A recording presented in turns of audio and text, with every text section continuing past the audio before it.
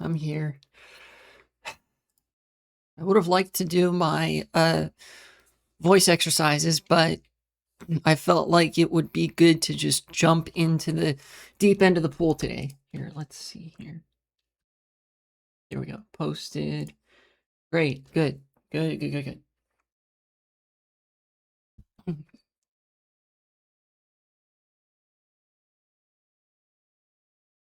Oh my god. Oh my god. So much happened. So much. Okay, give me this list here. Here we go. All right. All right. All right. All right. All right.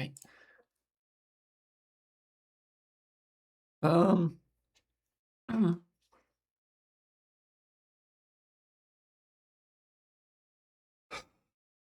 I almost don't know where to start. I keep having that problem, but this is just so much. Obviously, I'm talking about the Epstein files and such, but holy shit.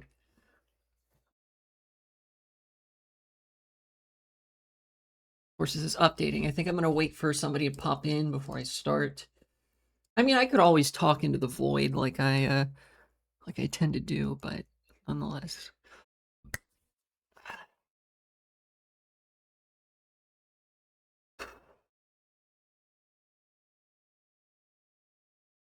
Okay. I'm gonna assume that at least somebody is here. Maybe not in chat, but like watching, listening. Okay. Let's start with the Epstein files. I am almost positive. I'm not going to be able to refer to a ton of links, I think, unfortunately, which is why I have this up right away and not my monitor. Because, for one, no news outlets are reporting on this. None of them. I have not seen or heard any news coverage about the actual details of the depths and depravity of the activity described, disclosed, depicted in the latest release of the Epstein files. For another thing, I don't know if I started with saying malicious compliance. I'm almost certain that there's an element of malicious compliance. Because there's no way that the government would release this material willingly, even being forced by a law to release this material. I don't think that would have been sufficient for them to I don't think that would have been sufficient for them to release what all they released, which I will get to the details of in a minute. Because of just how many people are implicated. It is everybody. Everybody. Democratic leadership, Republican leadership, consultants, private sector individuals, billionaires, politicians, like everybody you could think of in America, in Israel, France, Britain, Germany, every Western country, and even some countries outside of the West are implicated in this sex trafficking ring, this power broking ring operated by Jeffrey Epstein, who might not even be dead, as we've learned from some details in the Epstein files. But that's kind of like, to me, that's almost the obvious part. That's almost like the easy part, because of course this power broking ring was going to compromise every structure with power. It's literally just the power of the capital class made manifest in one collection of institutions surrounding Jeffrey Epstein, but really just whoever's the pedophile of the day could be running that, you know? It's horrifying. And that's just in its scope. The scope of it is horrifying. Electoralism will not save us. There have been some audio clips circulating about former heads of state talking directly to Jeffrey Epstein. I'm thinking particularly of Ehud Barak, talking with Jeffrey Epstein about, yeah, what company should I invest in now that I'm like leaving office? Let me get your personal advice for what company I should start investing in. This was back in like 2012. And Jeffrey Epstein was like, yeah, you should take a look at Palantir. My boy Peter Thiel is running that startup out of Silicon Valley. That's where the next big stuff is about to happen. So it already was like, okay, all of America is implicated, all of Israel is implicated, all these other countries are implicated, the entire private sector is implicated. Silicon Valley is Hitler times 2. And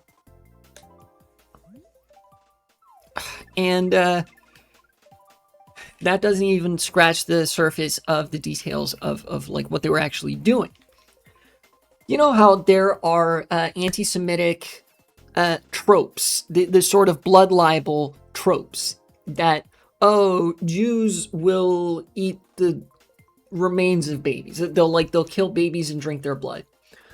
Come to find out, according to various accusations from a couple different individuals who were rape victims on Epstein's private island and in Epstein's various estates, that's what they were doing.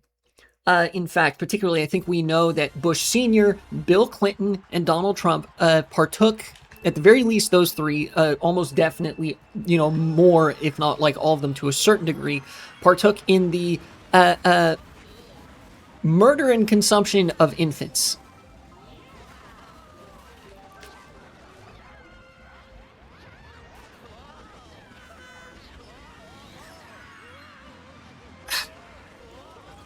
And it's like, there's so much there. There's like, they did such evil shit with so many people being implicated. Legitimately, how do you even make up a conspiracy theory that's sufficiently crazy to encompass that? I actually don't know how you would. It's like every craziest possible version of a lot of the conspiracy theories peddled around the time of the 2010s turned out to be true, but it was just Donald Trump doing it, doing the fucking pedophilia child sacrifice ring, rather than like Bill Clinton and, well, I mean, Bill Clinton was there and was also doing it, but it's like they missed the part where their guy was also the extreme evil Satan demon worshiper. Like they left out that part, but the rest of it was like basically correct. Oh my god. I'm racing like shit because of this.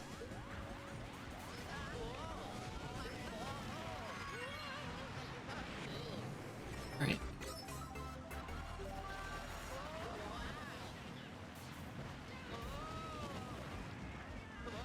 Oh, that POW got him.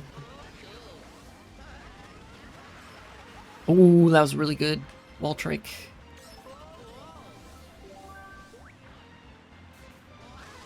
Okay. Oh, didn't get a box. That's unfortunate. We'll get this one. Yeah.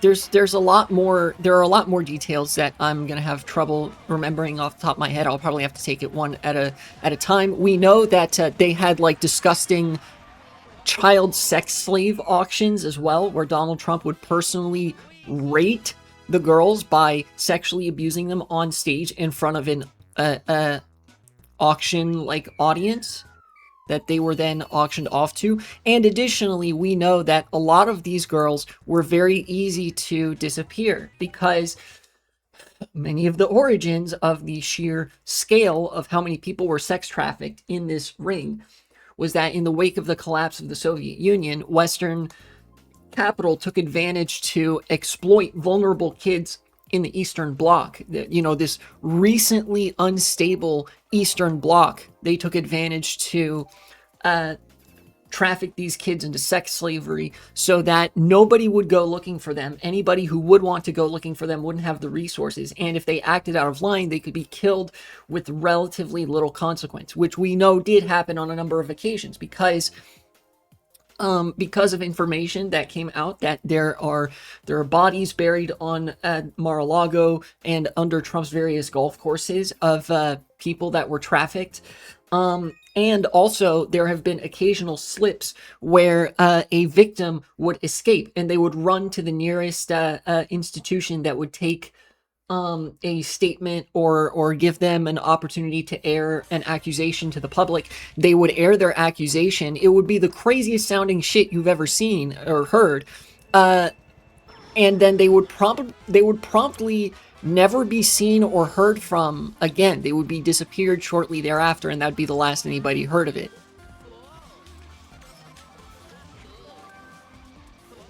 It's even if you know that this stuff is happening, even if you know, like, oh yeah, obviously they're getting up to some insane degenerate shit behind the scenes as the capital class, because there's literally no check on their power.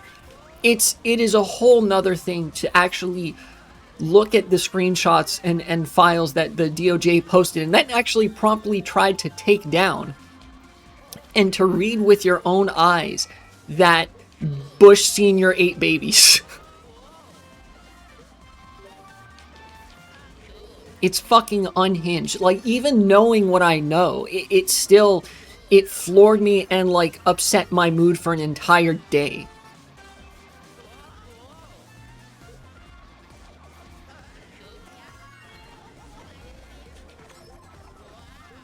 My green shell back there? It is.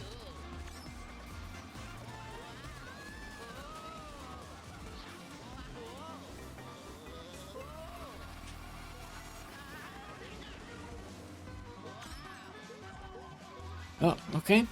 Well, there he goes. Oh, he had a mushroom, I think. You can take... Oh, did I wheelie bump him or something? I don't know what happened there.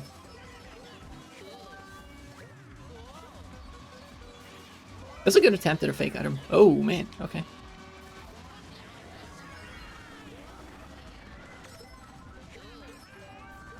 One mushroom.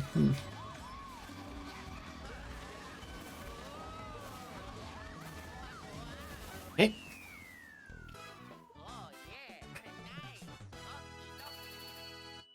It's kind of difficult to talk about.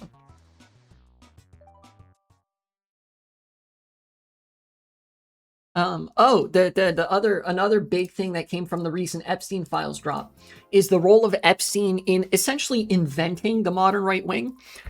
This was one of the craziest parts about all of this, is the systemic implications that Jeffrey Epstein met with, who is it? I think Moot, or whatever his name was, the guy that created Poll, the politically incorrect board on 4chan, which was basically, initially it was kind of like a containment zone for all the neo-Nazi shit on 4chan, because 4chan actually used to be pretty left-leaning, as unbelievable as that sounds today to the average person.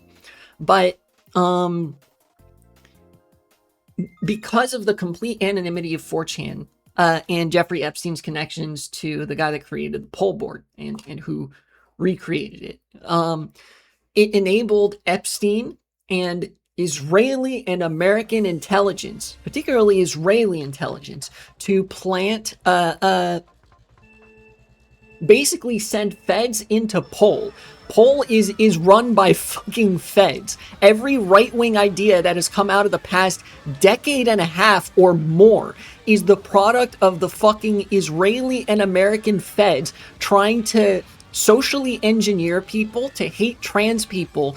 Seriously, the trans panic specifically is an invention of Jeffrey Epstein, to get people fixated on reactionary grievance politics and not class politics. The entire right-wing movement, the cancel culture, like culture war bullshit, all of it is an invention of Epstein and his power broking ring. Like, all of the like, 4chan isn't even incredibly popular compared to other websites, but between Epstein's presence on 4chan, Ghislaine Maxwell's presence as a Reddit supermod, and the role of 4chan in dictating online right-wing culture, essentially what they did was, like, planted the seeds for all the, like, reactionary right-wing ideas that became mainstream. Gamergate even is a product of this psychological operation. The entire modern right wing is a psyop by Epstein, Mossad, the FBI, the CIA, whatever other, like, three-letter agency had connections to Epstein was involved with this, or like, maybe not even three-letter agencies, just intelligence agencies generally.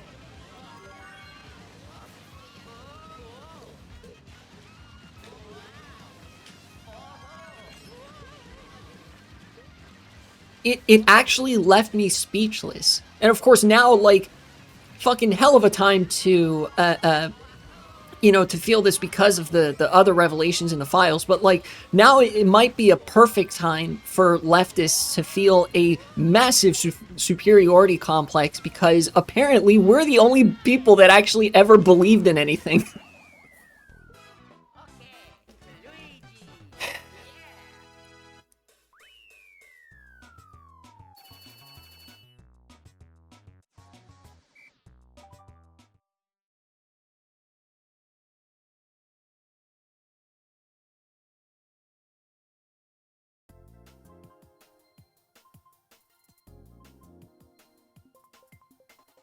Here's a tweet, by the way, for what I said earlier offhandedly, that Jeffrey Epstein might actually be alive.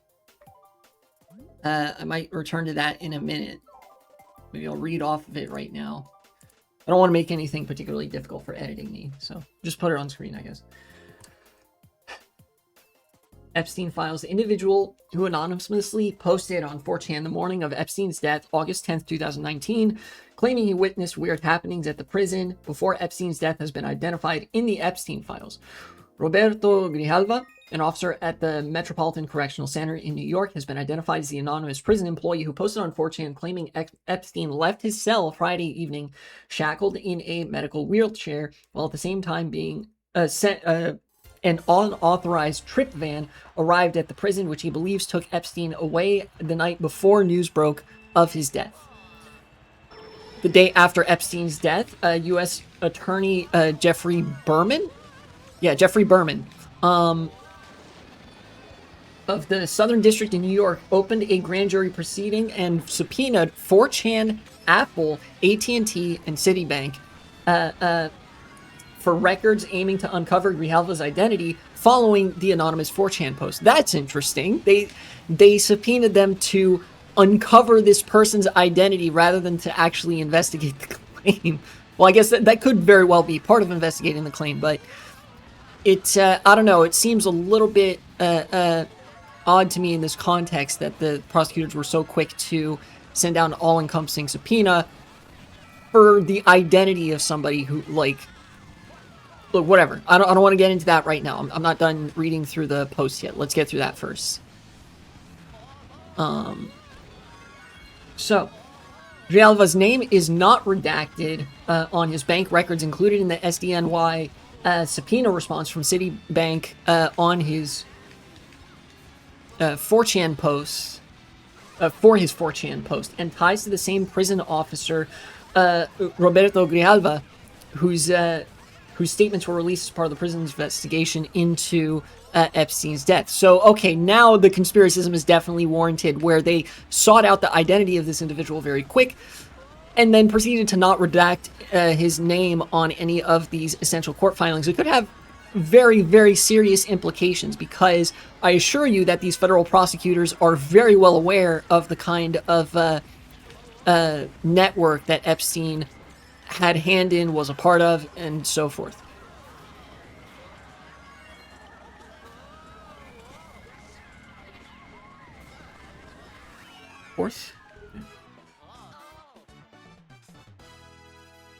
This is huge. We now have validation that the 4chan post from 8/10/2019 is a legitimate eyewitness account from an MCC prison officer that Epstein may have been switched out before news broke of his alleged suicide. That could indicate that. It could indicate something else as well, but nonetheless, I should say.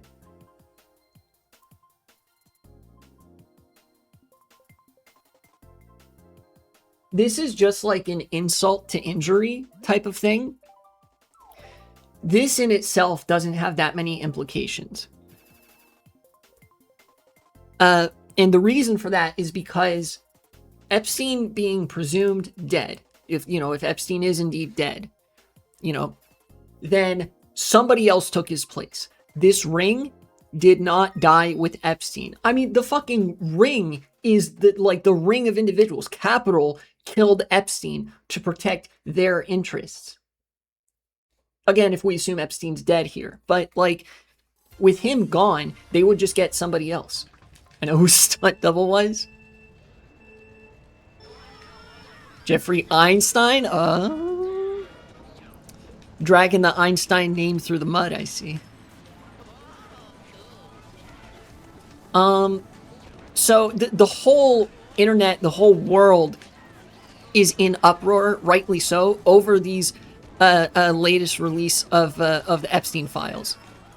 Because Jesus, the implications are absolutely seismic, and I think it's safe to say with everybody from Trump to Clinton to Bush to Schumer to fucking like just everybody, Bongino, Patel, fucking Mark Andreessen, Peter Thiel, Elon Musk, like everybody is implicated in this. I think it is safe at this point to say that like electoralism has failed and it was never really a viable path to begin with.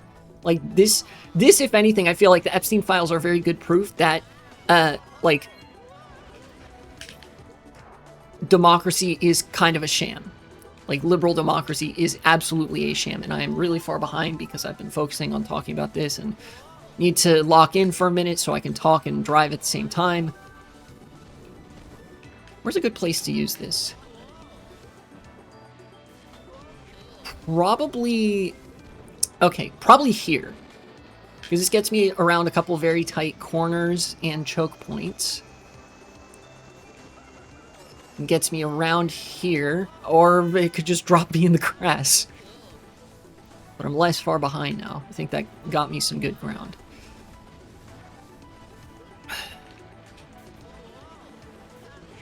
This is like, when I say electoralism has failed us, I actually do mean in kind of the online lefty sense of the term, right? Like, it's pretty clear at this stage of things that even just electing more progressive Democrats isn't going to fix things. Like, we have to, like, this is what I meant in the post on Discord when I said I'm going to start revolution posting like never before. This, if any time was the time to disregard the ballot box and start just doing everything possible to build revolutionary consciousness over time, however long of a time that is, it's right now. Because it seems like beyond the most local of the local level, like just about any institution of power that you could ever interact with is compromised. Those batteries. Can't say much else apart from that. Alright. Ah, damn it. That's what I get. Well, whatever. It is what it is. Seriously, I was actually thinking about doing something myself. But like, there's been a vibe shift. I'm sure anybody who's been on social media could see it and could feel it for a few days. In fact, I think this is still happening. Everybody on the right has been really, really uncomfortable with talking about this. They've just decided to like lay low and talk about unrelated things, basically post through it without talking about Epstein at all, right? Which in Twitter, of all places, has given all of the airtime to the left. Like, for once, I went on Twitter, went to the For You tab, and all of it was left-leaning. All of it. And they were out for blood, understandably so.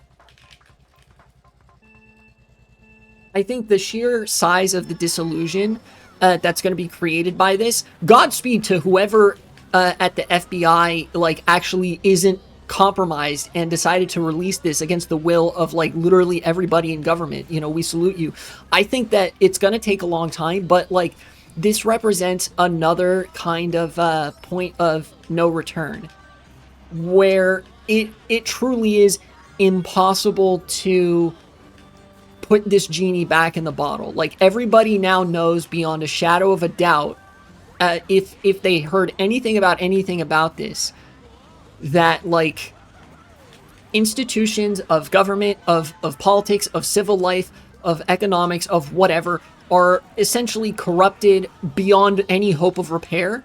and there needs to be a hell of a lot more drastic action taken to start organizing the community and reorient politics, and it basically, like, do some French Revolution shit to the capital class, because they are eating babies for fun.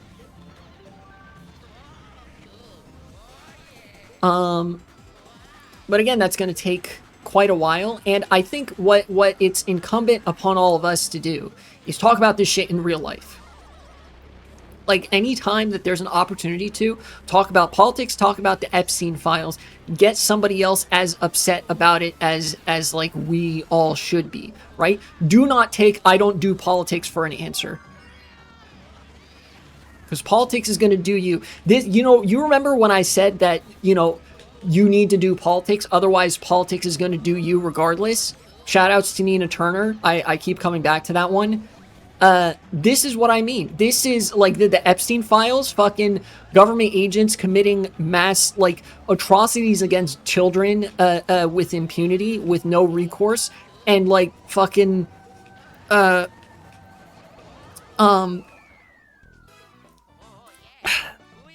them investing in Palantir and various surveillance companies, and just, like, completely helicoptering the power of the military-industrial complex behind closed doors in a way that makes literally everybody's life worse all the time. That is politics doing you. We gotta run it back here.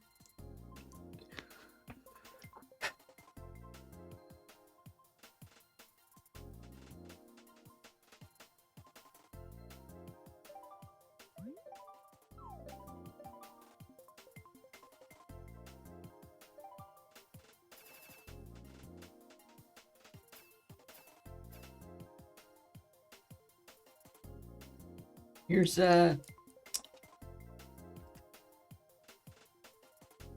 me see here.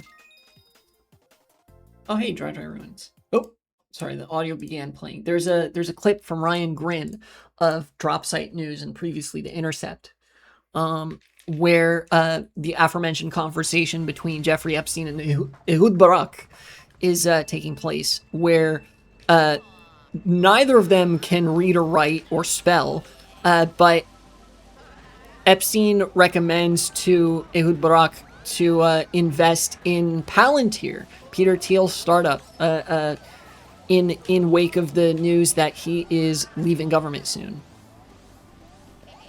Sorry, Daisy, I'll get rid of that. Oh, no.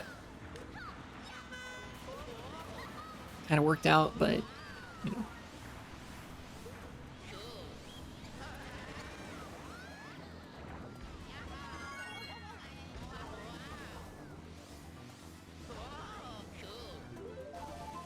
Hey.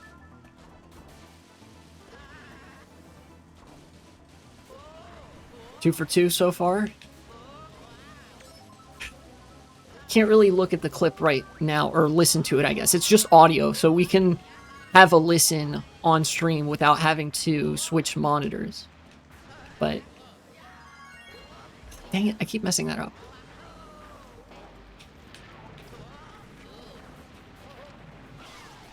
Okay.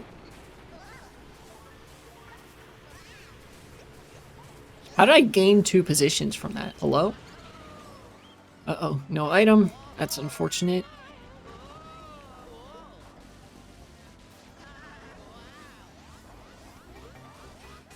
Right.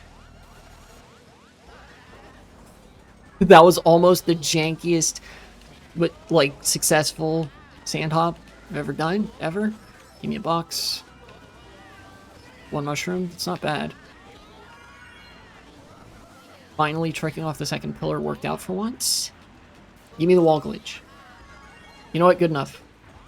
Somebody's gonna get that. You can go inside of me. You tried to hit me, didn't you?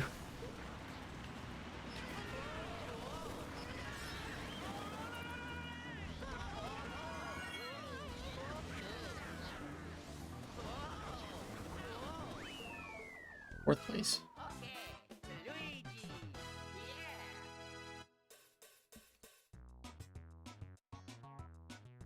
All right, let's listen to this audio clip, courtesy of Ryan Grimm, of Drop Site News. It even has their watermark of Jeffrey Epstein conversing with Ehud Barak. Ryan Grimm says, as Ehud Barak was leaving official government service in Israel, he turned to Jeffrey Epstein for guidance.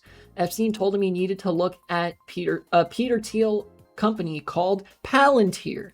Rare audio of Epstein and Barak from the latest DOJ release.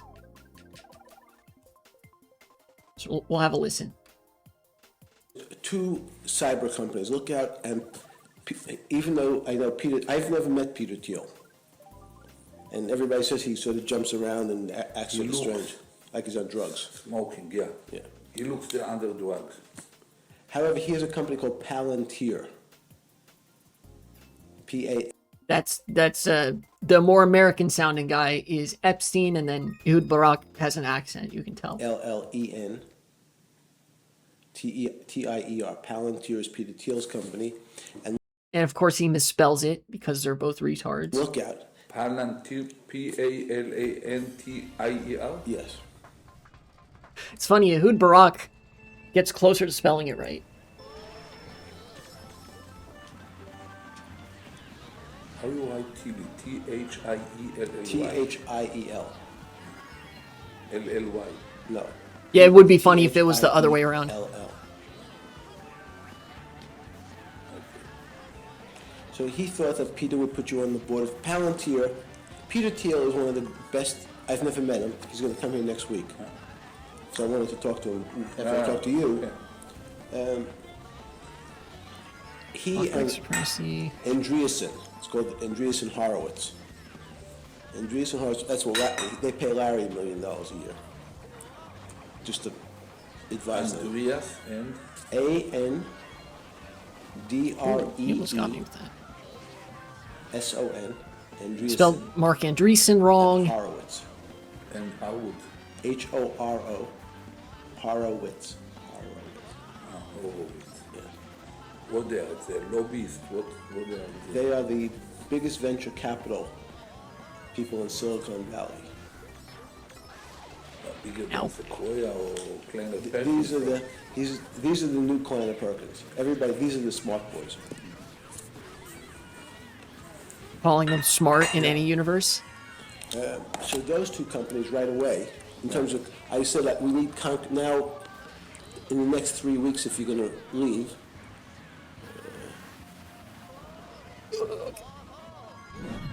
Okay. And that is the end of the clip, courtesy of Ryan Grimm and Drop Site News.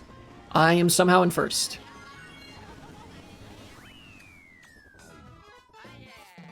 So that was the conversation between Jeffrey Epstein and Ehud Barak, full of misspelling and not being able to read or write, where he recommends Peter Thiel's company Palantir for investment once Ehud Barak leaves Israeli government. At the time, he was the defense minister, and previously he had been the prime minister. And various names were dropped. For example, Mark Andreessen, Peter Thiel, somebody Horowitz as well. These people are connected to everybody. And I don't have much reach myself, so I doubt if this is gonna find a set of ears that doesn't already watch my channel. But for anybody out there who's a liberal watching this, you need to understand that the conspiracy here, like, you know, again, a little bit conspiracy brained, I guess, but the one of the big issues at stake is not just, you know, it is on top of the fact that atrocities were being committed. It is that this network of let's commit sex crimes and heinous exploitation for fun, tee-hee, extends to every wealthy and powerful person in government across almost the entire planet. Like you would have a hard time finding a high-ranking government official who wasn't severely compromised or complicit in this ring, you know, in this network. And that's the fucking problem. You know?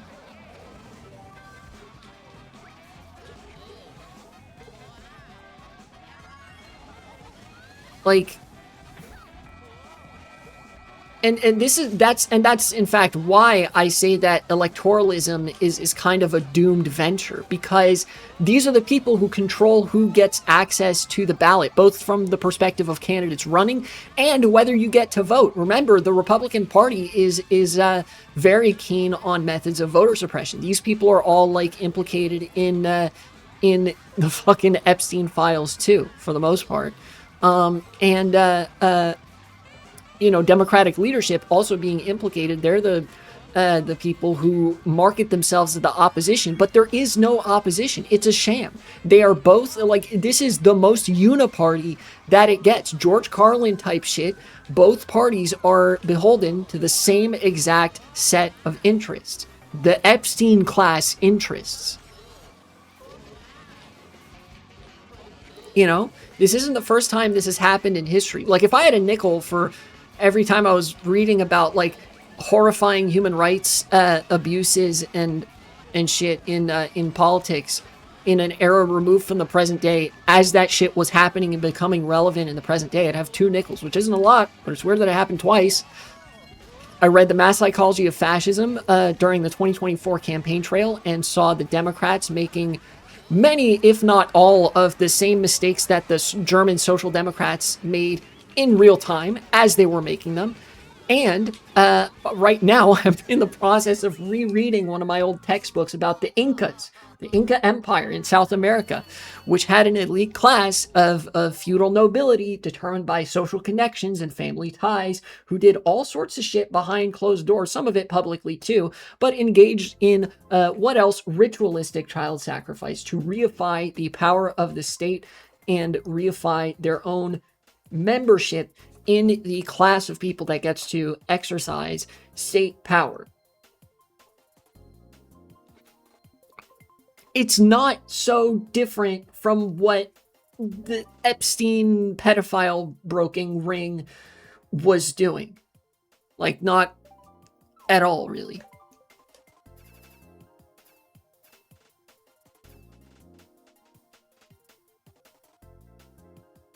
Institutions need to burn for this.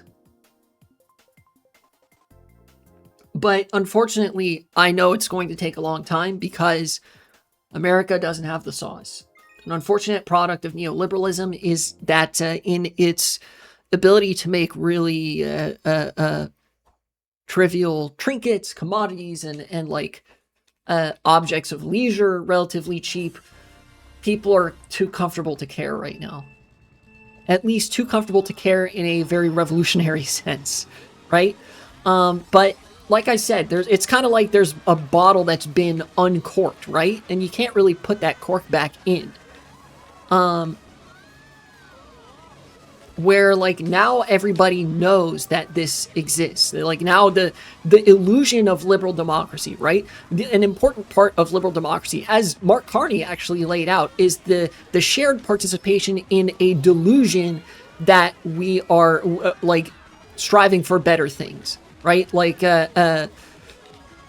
not that it actually is democratic, but that we have some semblance of potential to exercise something that resembles democratic power to maybe sometimes act on humanitarian values and propagate human rights and good things effectively.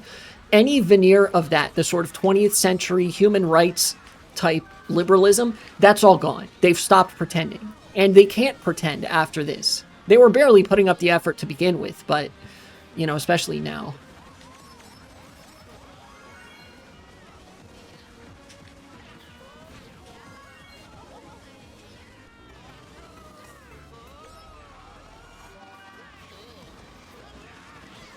Okay.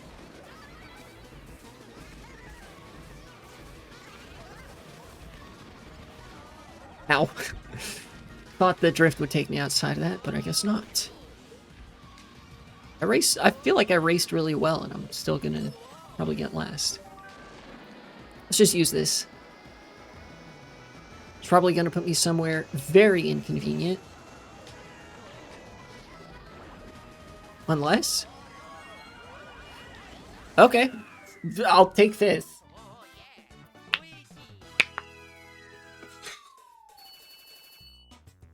Plus 44 for fifth. Man, this is a rough and tumble room.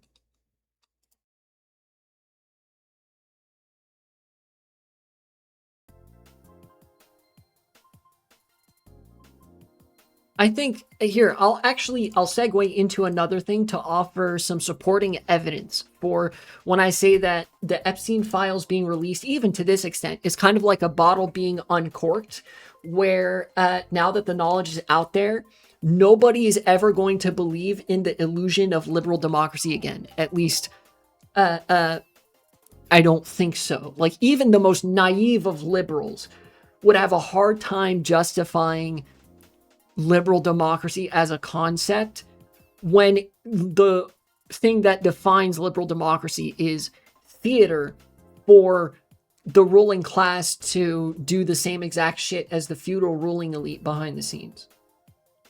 The supporting evidence, ironically enough, is Hasan being banned from Twitch. And you'll see the relevance of this in a minute. Recently, Hasan used the term Zionist pigs to describe, I think it was either ICE agents or the people in government who are responsible for funding ICE in perpetuity and, supporting this development of the surveillance state at home.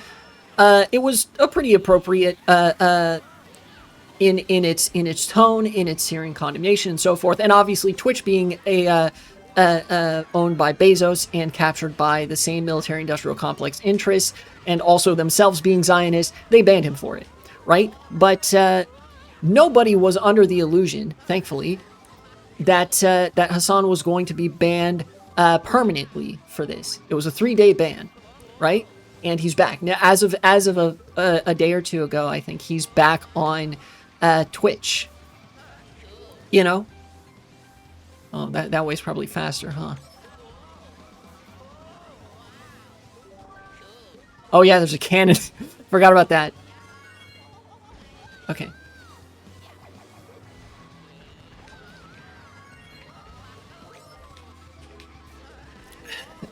And so why is this supporting evidence for my point that there's been a bottle uncorked, there's a solidified vibe shift that there's basically no way to recover from if you are the capital class, right? The reason I say that is that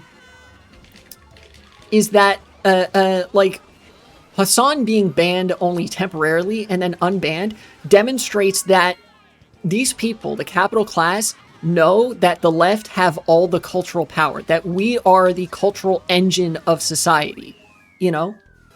We produce the culture. And then they bastardize and try to socially engineer it in ways that are favorable to their interests. Basically, if you guys have seen how outlets like Getter or Truth Social or I don't know, fucking Christian Mingle or whatever, any various MAGA-centric, straightforwardly MAGA-centric social media outlets and projects have been, the presence of the left is essential to the survival of any social media platform. As much as Twitch caught feelings from Hasan, spitting his shit, they know that they can't get away with banning him permanently. Hell, they actually can't get away with doing anything that could meaningfully stop him from, calling the government and the military-industrial complex Zionist pigs again. Because the loss of a figure like Hasan bodes negatively for the health of the entire site. If an entire website is crowded by right-wingers and there's nary a left-wing voice to be found, then it decays into nothingness because right-wingers are stupid. They're human cattle, essentially. They're incapable of critical thought and discourse, and they hate being around one another. The only way that they can experience pleasure is to feel like they have somebody to oppress. If there's nobody around, if there are no libs to own, then the conservatives will just forever be miserable without even getting to enjoy the periodic schadenfreude of feeling like they owned the libs or something, or partaking in the humiliation ritual of being wrong all the time and getting dogged on by libs and leftists, right? Social media without the left is meaningless. It is useless. It dies. It has no vitality to it whatsoever. So, the capital class can't actually, in a viable fashion, stamp out the left from the internet, from the means of public discourse, effectively. That is an impossible task for them. So, what is the left predisposed to do right now? Talk about Epstein. Talk about the Epstein files and how abjectly horrifying that shit is to everybody. You know, and how heads need to roll. That's the discourse on the left right now. Heads need to roll. What are we going to do about it? And that sort of thing. And social media, depending on the left for its actual survival in terms of engagement numbers, has no choice but to essentially let the left talk. Also, everybody's got it in for me today, apparently. I guess it's just really easy to identify the one Luigi on the course.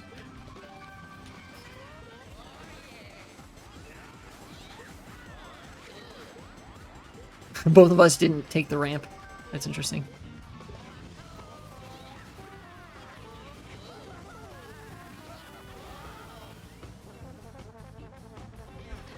Again, because this is something that portends for the future, I don't know exactly how long this is going to take.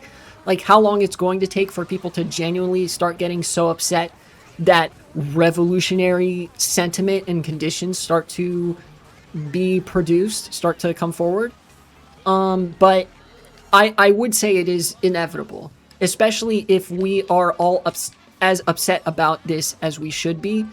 And like, just go talk politics. It is perfectly normal to talk politics. It's a fucking mythical invention of the neolibs that somehow it's like not polite to talk about politics, right? Like that's some bullshit. Like, throughout history, that has never been a thing until the point in time in the 20th century where the neolibs tried to make it a thing.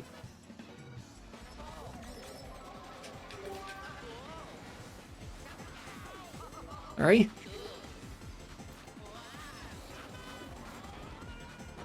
No! Right at the end. Couple bad races. It happens.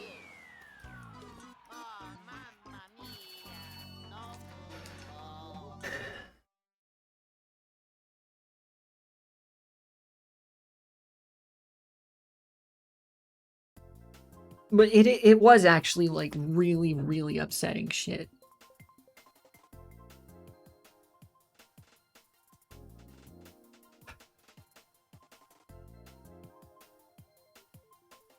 It feels, I gotta say, though, it feels so fucking vindicating. It's, like, really, really big revelation. But at the same time, it feels so fucking vindicating to know that Jeffrey Epstein is responsible for all of the fucking, like, Groyper shit that came out of 4chan in the 2010s. Like, all the far-right pipeline. That was all Epstein and Israel and the intelligence community. That was all them. You know?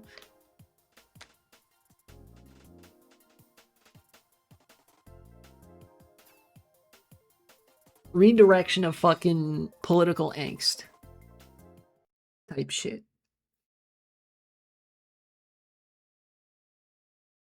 It's very 21st century coded too.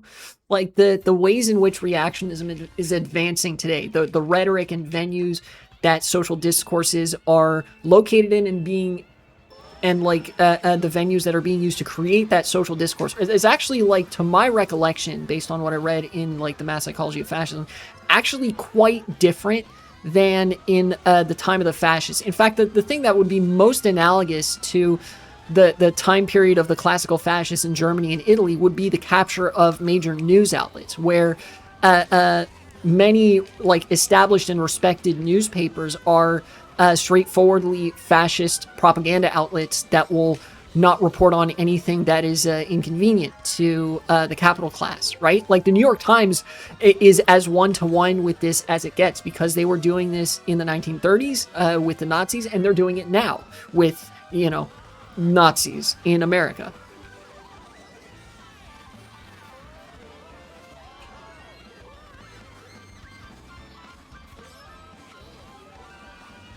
Golden.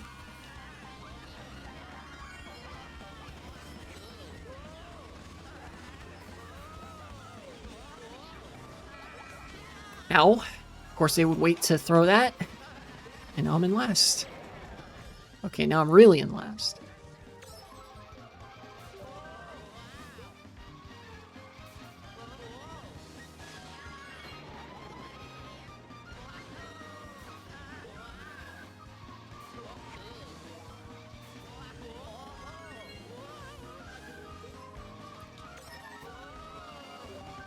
Okay, star.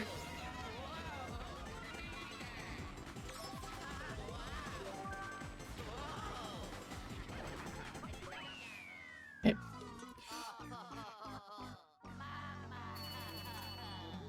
Plus 11 for 6. Again, very rough and tumble room.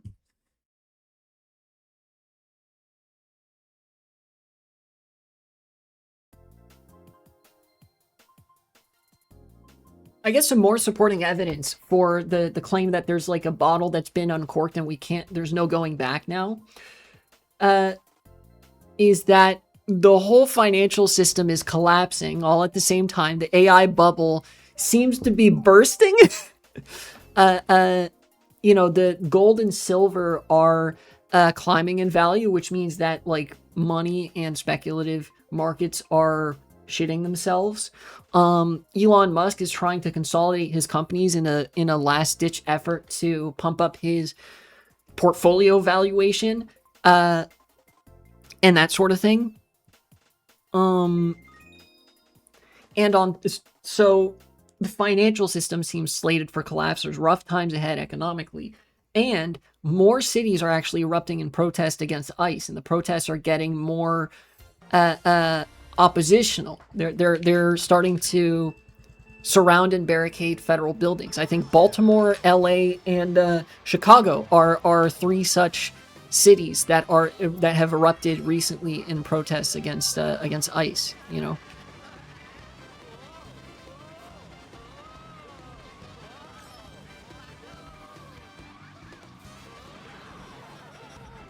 Okay, I'll take that.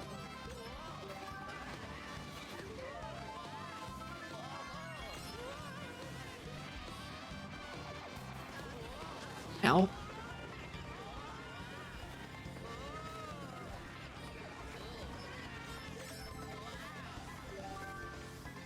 I'm gonna save this for lap 3, I think.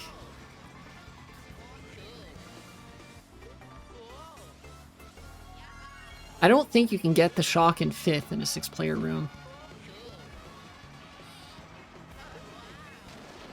Here we go. Save it for about here. That's so cheap.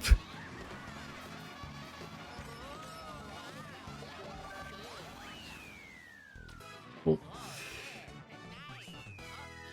The way this track is scaled makes it feel like a speed modifier has been applied, but it hasn't. Yeah, this track is very small in this game.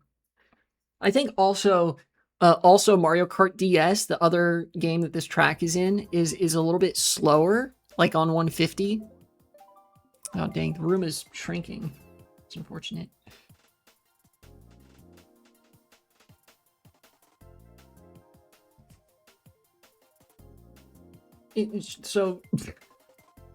And shit is happening. Shit is happening so fast.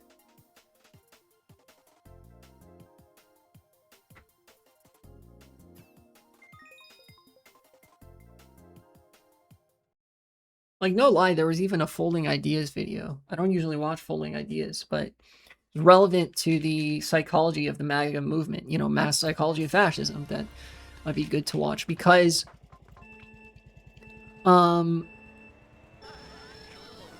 it outlined how, like, the modern right is just a suicide cult at this point. Oh, got him. Oh, did I get both of them? That's crazy. And now I have a golden in first. I think I know where I want to use this.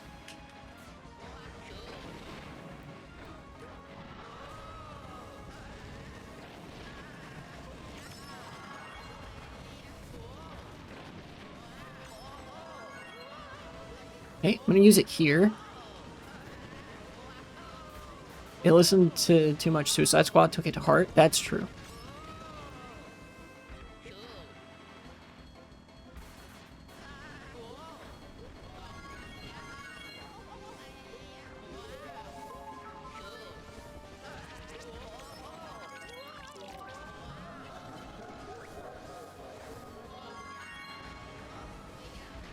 Oh. I didn't even see that because of the blooper. Those red shells aren't going to hit me. It's Bowser's Castle. Be so for real.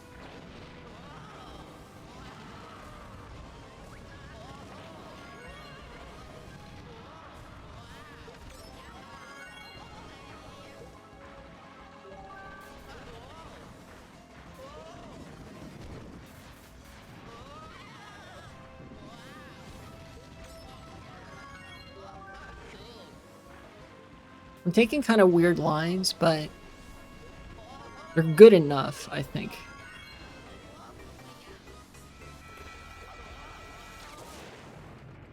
Oh, wow. That was such a precise blue shell.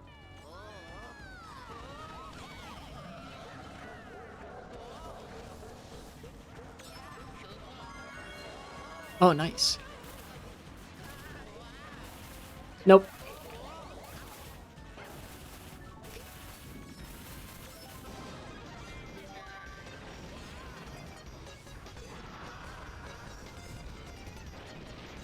Right.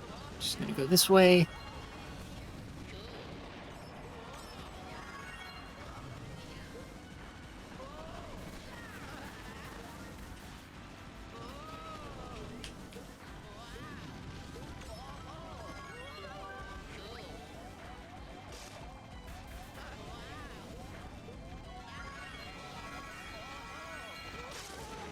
Damn it.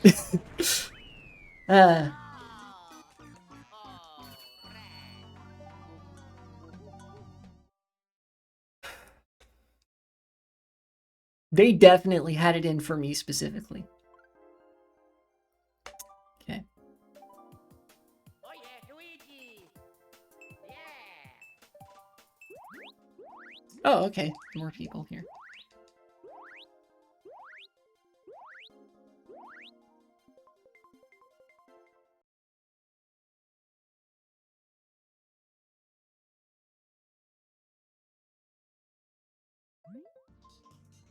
On the subject of those ICE protests too, guy back spamming an on you after the blue confirmed it. Yeah.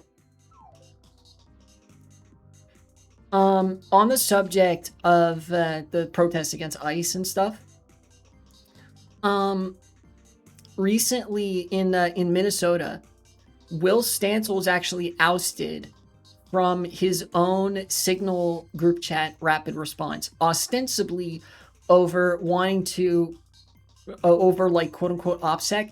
Really what it was about was that he was taking the press with him to document this stuff. You would have to bring a monumental amount of evidence to the table to convince me that these were the alleged like ineffective lefties, and not feds.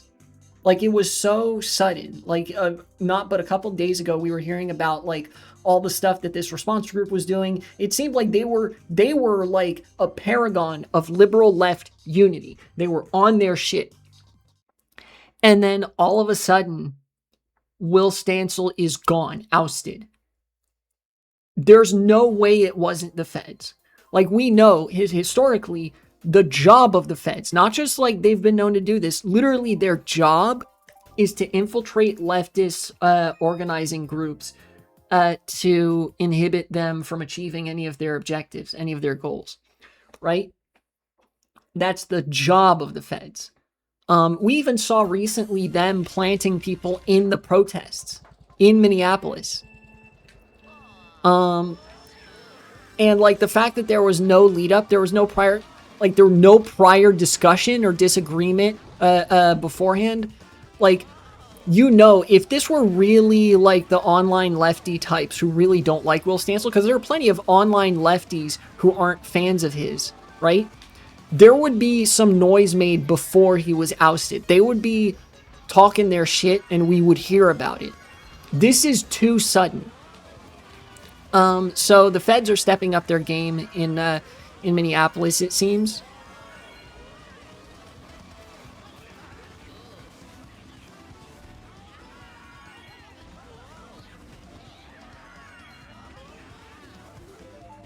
Outlined?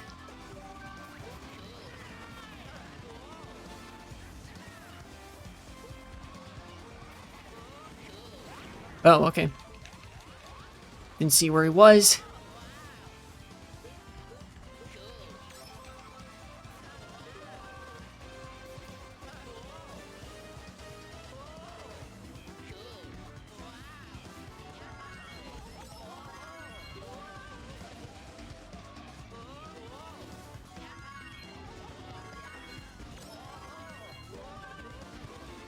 Okay.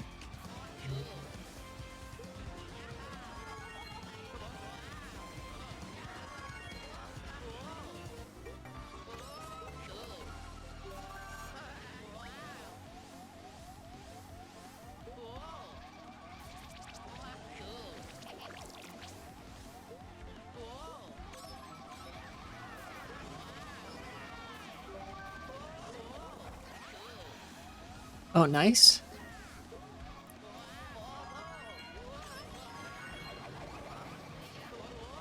Got him.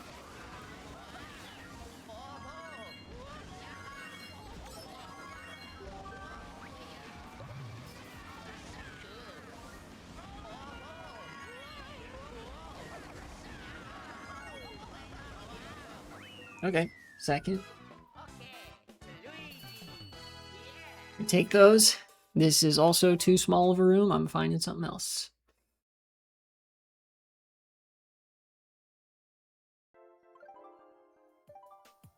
Luigi time. Let's go. Is it the same guys again? It doesn't look like it. Why is there so many small rooms instead of a couple big ones? I don't get it.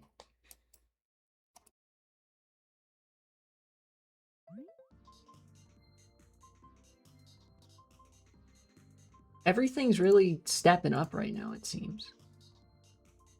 In politics. Is it school day, to be fair? Yeah, but there's 100 players online.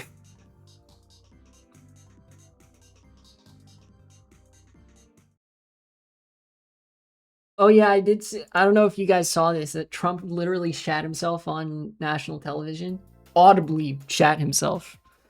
It was in a like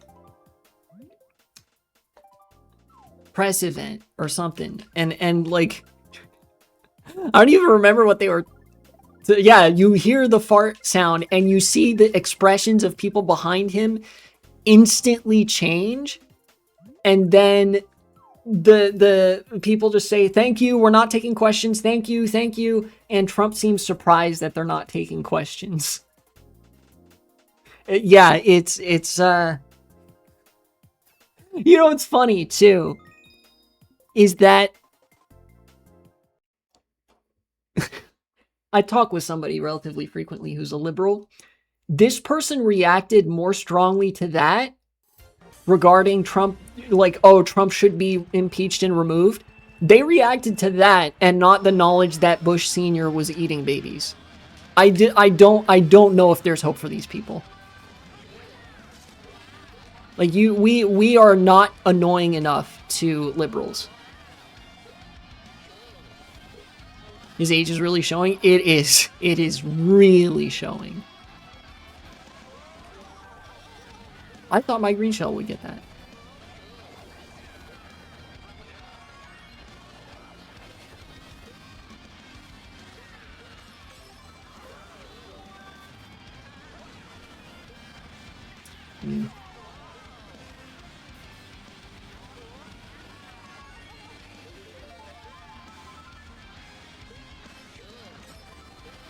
Had to take a compromised route there.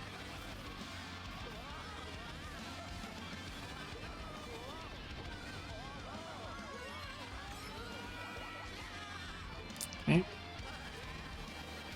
Don't know why I used that there. Not quite Mario Kart brained enough today. I need an item. That's probably good. Here we go.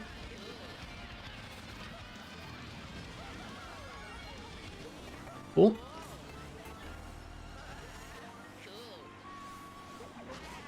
Oh, come on. Dang.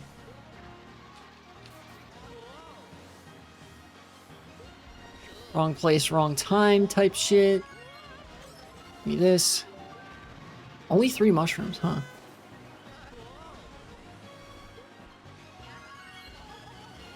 Okay. I'll need an item. Like so. And, okay. Wasn't enough. Wasn't enough.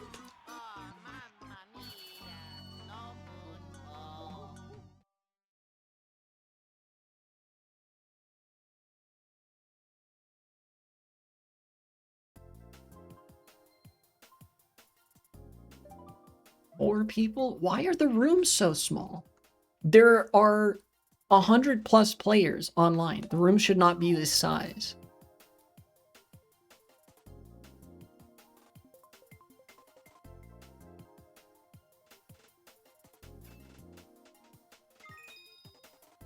Tokyo Blur.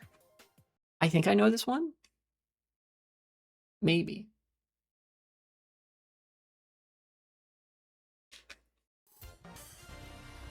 Yeah, okay. I've played this one. This one's good. Very simple, but really good. Yeah, I think we need to going forward, like with our understanding of politics, we have to reconcile that the government, like governments of the world, are actively at war with their own people. You know? Like, and this is in multiple different ways, right? Like, on the sort of more direct surveillance state involvement, like Palantir and that sort of shit, then we can see that, like, federal agents being deployed to various cities, arresting people, creating concentration camps. That's a very obvious, very visible example of the government being at war with its own people. But there's also the more abstracted and protracted class war, right? Where, I don't know why I did that.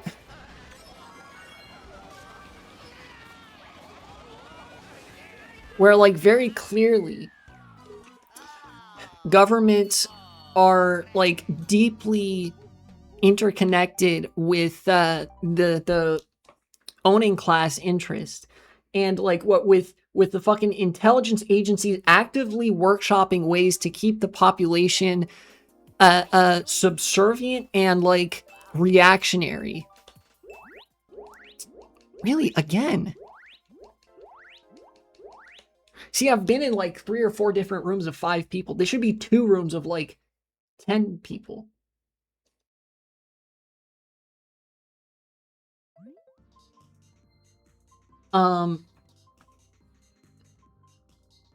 What was I saying? Yeah. So there's the, like, federal agents on the streets type of at war with your own people. Then there is the, like, class war psychological operations to keep people subservient, war on the people, right? And sometimes there's overlap. Will Stancil being ousted from his rapid response organizing group, I think, is an example of overlap where feds were planted to do subversion in leftist organizing groups at the same time that they were on the streets trying to round up as many people as they can to intimidate people, right?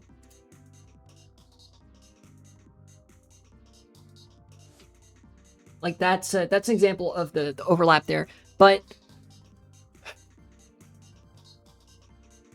I think that the Epstein files really blew a lid off of the more subtle type of warfare that governments all around the world are conducting against their own citizenry. The class war, right? The information based class war.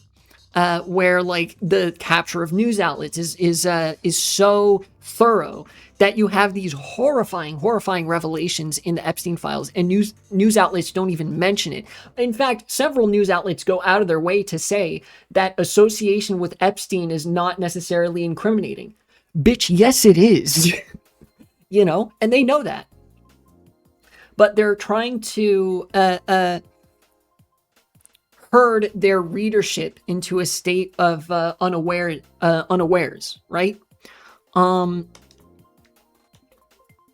Then you also have, like, obviously the revelations that all of modern right-wing politics was a 4chan Israeli Epstein psyop, you know?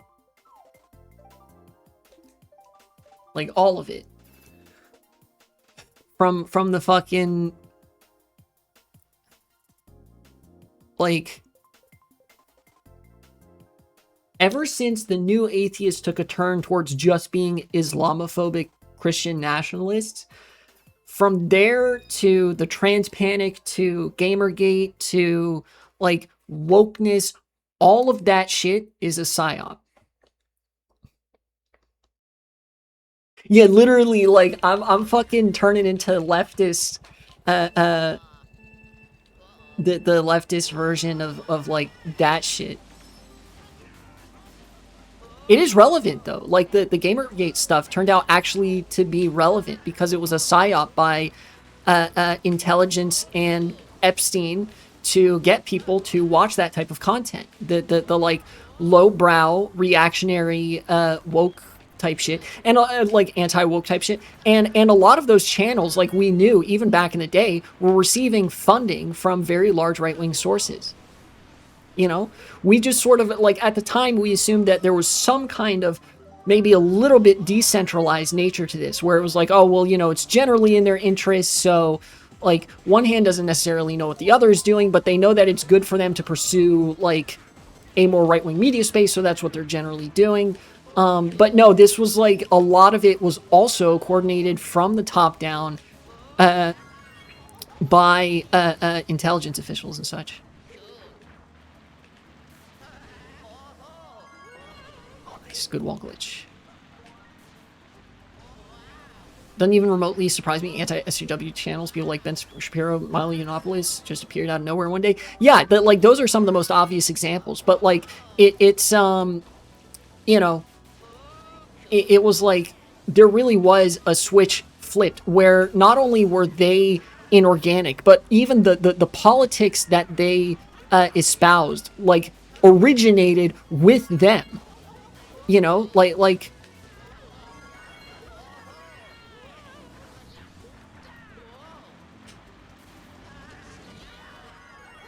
oops, messed it up.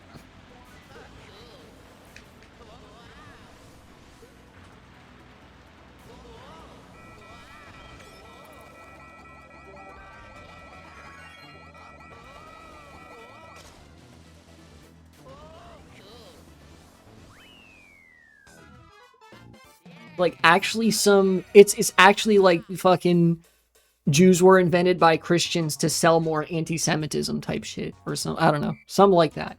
It, like, man, you can see so much of the like the 4chan influence on politics, and a lot of that was engineered by Epstein. Like Wojak, Soyjaks, Pepe, Groyper shit, green texts. Like the absolute anonymity that 4chan afforded people actually enabled this psychological operation to be more successful, because it lent additional emotional credibility to these narratives that were planted by feds. Yeah. Well, he wasn't even an OG 4chaner. Before Epstein, 4chan actually had like a left-leaning bend to it. You know, like before Epstein, people still said slurs on 4chan. You know, I'm not going to allege that that wasn't happening, because I know it was. But, like, there was only, like, one board where you could find any neo-Nazis, and that was Poll. And Poll got shut down because of that. And then they restarted it because of that.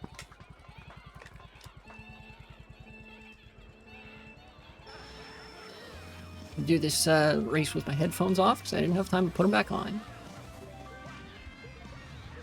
I'm just gonna not take the shortcut yet.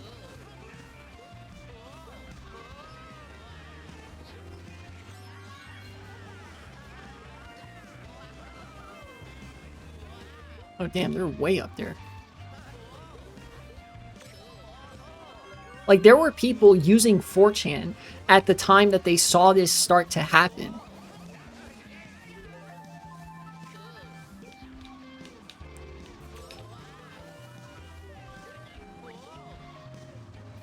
Damn. You just get that out of here.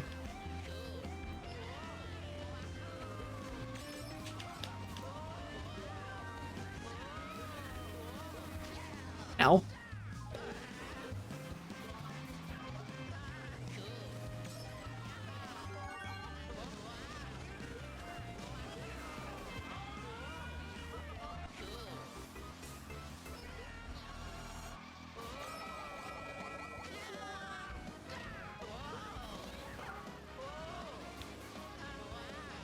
I'm really not on it today, it seems.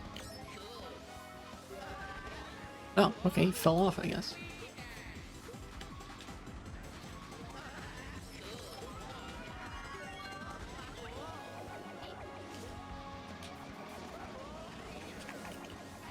Got him. Still got second though. Now you mentioned it, I remember reading how the it started in Poland and neo-Nazis and white supremacy only spread to the rest of the site after Pol was banned. Yeah, and then after they brought back Pol, because it was like a useful tool to start spreading that ideology. Like, it's hard to stress how much of the right wing's ideology is like completely, oh, there we go, big room, invented by the Epstein class. Like, they invented that shit. You know? And, you know, destroying these structures, picking apart these structures would have a hand in, like, getting rid of that kind of ideology. That ideology isn't capable of existing in the real world. It actually has to be constantly manufactured and reified. And, you know, like, I used to think that that was just mostly in the purview of news outlets being captured, various websites being captured. But again, there's like, you know, there was also some top-down organization too. That's not to say all of it was planned from the get-go, obviously. You know, it wasn't, but an amount of it was. And there were governments, intelligence networks working overtime to manufacture this sentiment. And of course, looking back on it, it all makes sense because this is also what those intelligence networks were doing in the 20th century. I guess the only reason that I guess we started to think that intelligence agencies fell off is because we didn't see them being the ones manufacturing this sentiment anymore. But I guess they are still, like, very heavily. But now, because of their psychological operation and counterintelligence being exposed to the rest of us, we now have the weapon to use that whenever somebody says some right-wing shit, some, like, anti-woke, transphobic BS, we can just say, like, dog, your ideology was invented by Epstein. Like, yeah, okay, fucking Epstein bootlicker. Like, how does it feel knowing that your ideology was invented by a fucking, like, billionaire pedophile to keep you submissive and unaware? Yeah, usually you don't find this shit out until 20 years later. We found out less than 10 years later. And that's a big deal.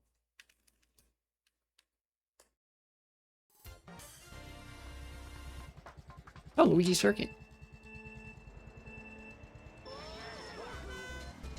Got wheelie bumped a little bit.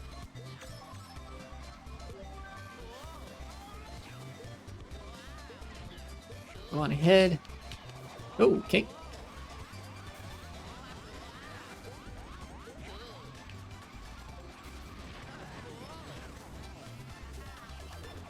Y'all ready for a bad decision?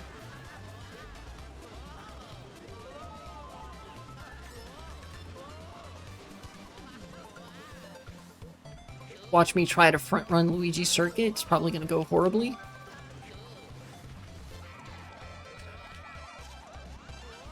Well, honestly, that's like not a bad outcome, all things considered. People are mostly going to be holding on to their shit, probably.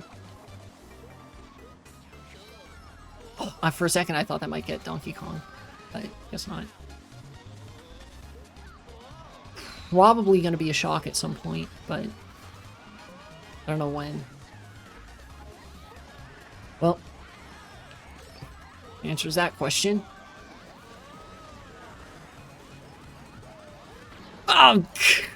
Of course. The Mario Kart phenomenon of getting got at the very end.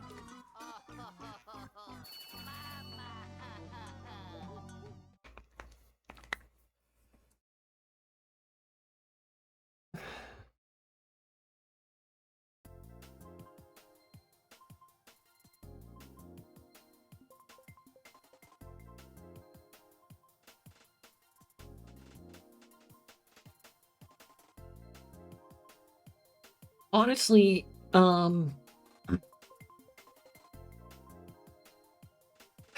again, it's like, it's kind of weird, but there's an odd, refreshing feeling where you learn about like, oh, everything in government was always like so captured that we never stood a chance interacting with these institutions. Like the anti-parliamentism socialists were right. I feel like there's a refreshing element to that because it sort of reorients what we're supposed to do. Like what we're supposed to do, how we're supposed to do politics, rather.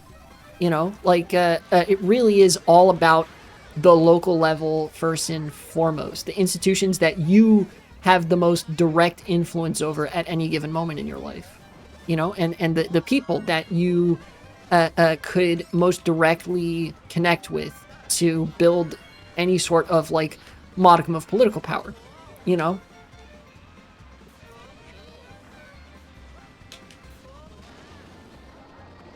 Pull it across this bridge. Really? Oh wow, that got me up to second. I didn't realize.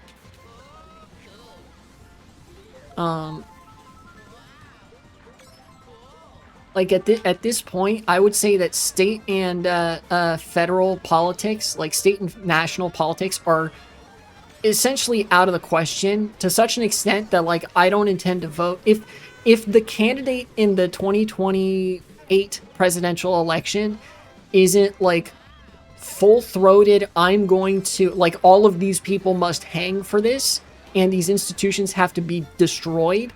If they don't go like that far, I'm just not like voting for anybody. Hell, I might even vote for JD Vance if he runs in 2028, just to make sure that people don't get the sort of wolf in sheep's clothing, very poorly sported sheep's clothing, but sheep's clothing nonetheless.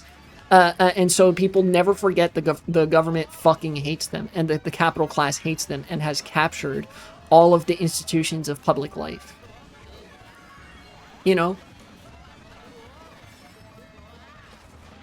Oh, okay. Because I'm in second now. I think it's important for me to... Oh, okay. Well, I was going to say important for me to get something to protect myself against a red shell, but...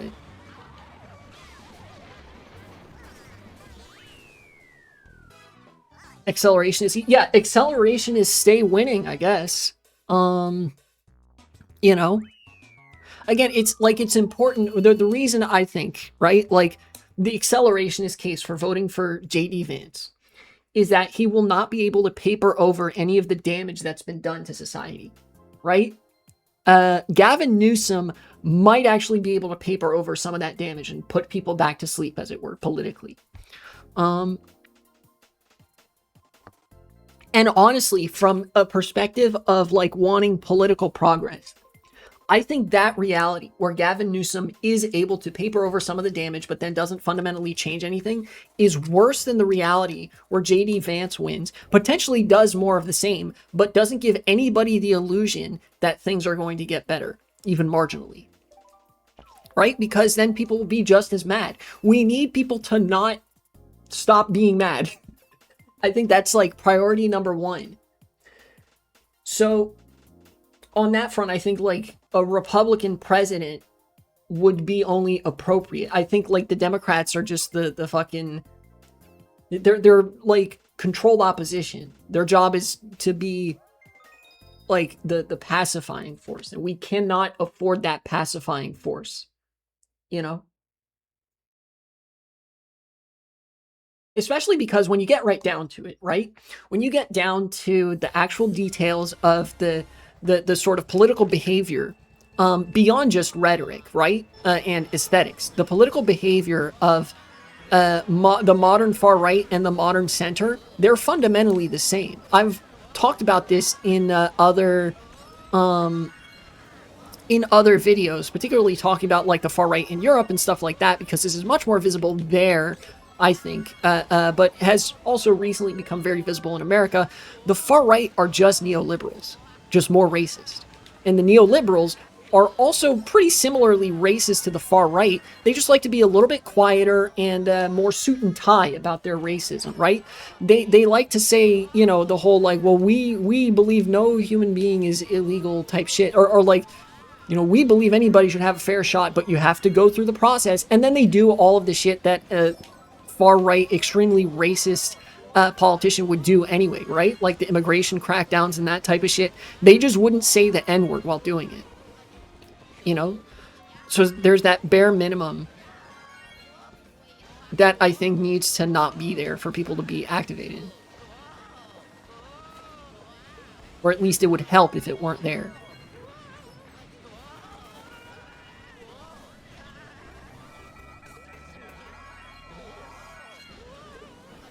That was a crazy dodge.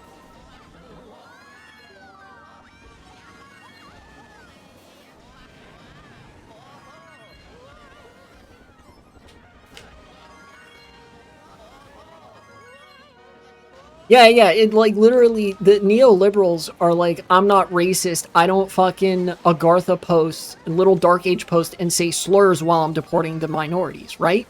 Like you're still doing the racist thing, deporting the minorities. You're just not over aestheticizing it. You're not like overplaying your hand. That I think is the real danger. Fundamentally, the Democrats and Republicans are holding the same hand, the kill the country and glory to Epstein hand, right? It's just the Republicans are way less subtle about playing that hand. And we need that. We need that lack of subtlety. You know, so that people have an enemy and so that Democrats have to keep bending over backwards to try to make excuses for the Republicans. The longer the Republicans are in power, the more people realize that both Republicans and Democrats are their enemies. You know?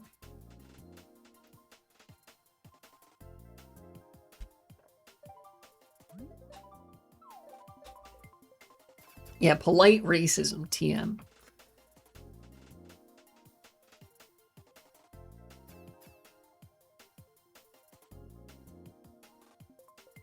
But yeah, I think that's the accelerationist case. I think J.D. Vance helps the development of political and revolutionary consciousness in that the Republicans in government will represent a very openly oppositional and hostile force to the interests of people. Democrats will try to pretend that they're not that. It's actually, honestly, it's kind of shades of the liberal reformists versus the socialists in the 19th century as well, like what Rosa Luxemburg was talking about, where the quote-unquote socialists in the French government would always use the fate of the republic as sort of a cudgel to try to keep a left-wing base in line and ultimately supporting the interests of capital. They were subservient to and upholding the same set of interests. They were just trying to do it in a way that pacified the left, which is honestly more dangerous.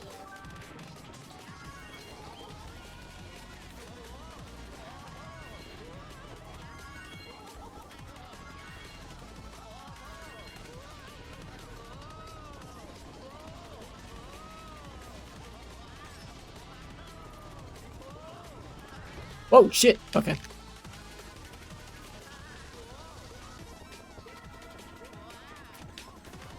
Why you gotta do me like that, huh?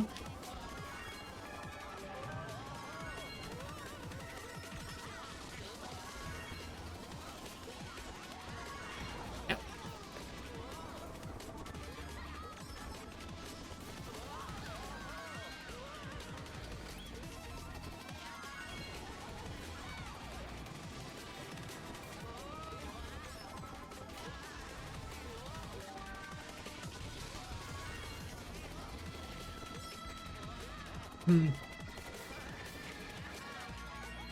They're gonna try to get all of us out of the cannon, I bet.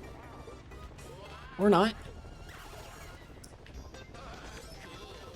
How do you think it'll go down if there's a third candidate in 2028? Honestly, I really, because of what all's happening right now, the unique circumstances that we're in, I kind of don't know how a lot of this is gonna go down in 2028. It's very hard to say. I mean, it's only 2026 right now, you know?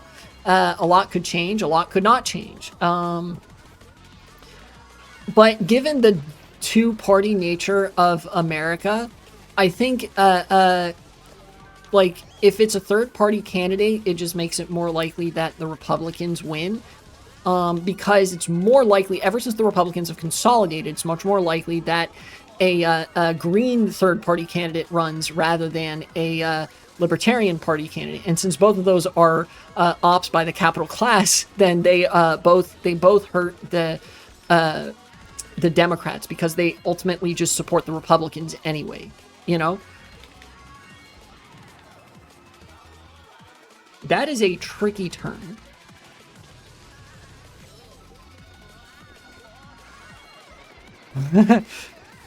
Very close to getting me on that one.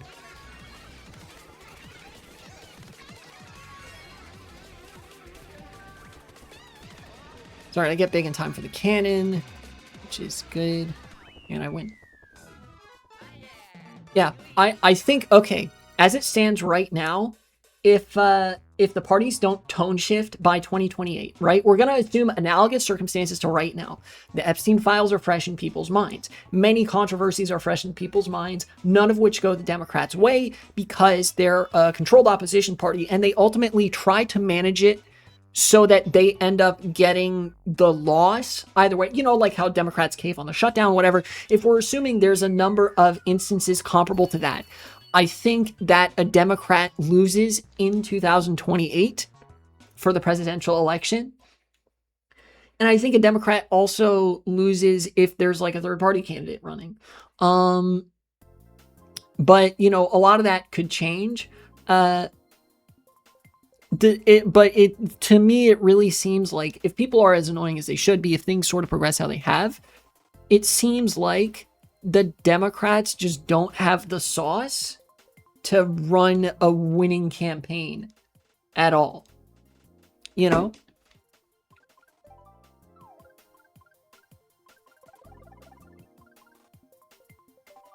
Let's do Bowser's Castle again. I might want to run that back to try to get a good race there. Yeah, I don't think it's terribly likely that the Democrats win in 2028 unless they try to aura farm off being anti-Trump in a slightly more bombastic way, which they can't really. Like, I only see them getting more captured as time goes on.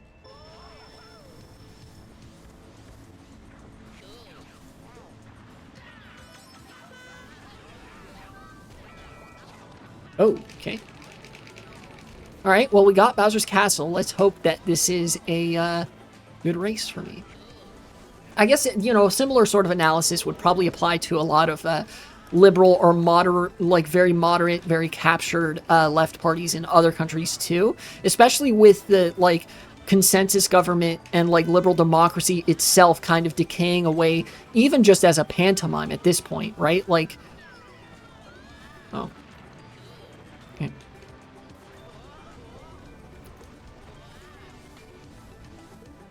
What would you say could happen if with Democrats if they win 2028? What do you mean by that? Like, oh, in the 4 years after? Nothing's going to happen. It would basically, you know how Biden fundamentally didn't really do much during his term? except for like support unions and then like frustratingly support Israel, basically a Democrat from 2028 to 32 would be as do nothing as Joe Biden, except worse, because they would still support Israel and they wouldn't support unions.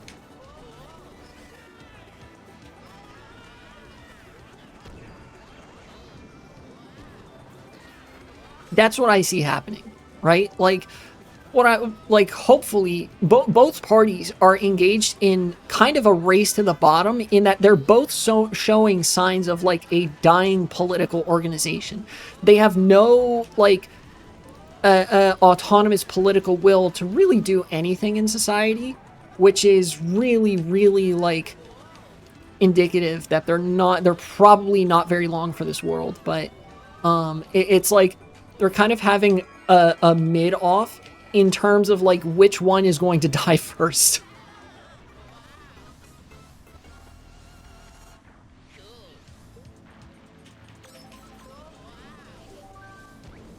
So that's my take.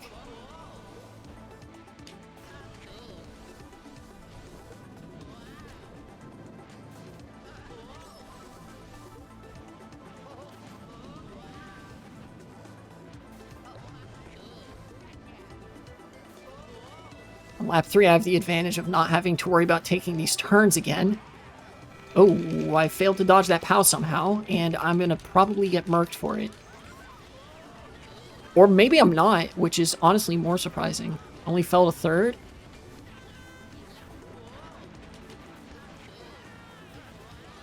Outline? Holy shit. Ow. Shit.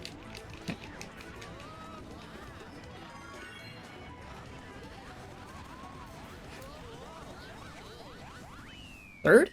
Huh. I think for the Democrats to take the White House in 2028, someone like Gavin Newsom would have to come to the forefront by the end of the year. Not even close. I'll explain to you why. But a good VP nomination. Massive GOP civil war after Trump dies. Nope. Over the 2028 candidate, or Vance has to have so many gigantic gaps that enough voters can't take him seriously. Before we know Harris will get the nomination. Not necessarily. Someone like Newsom will be VP. Not necessarily.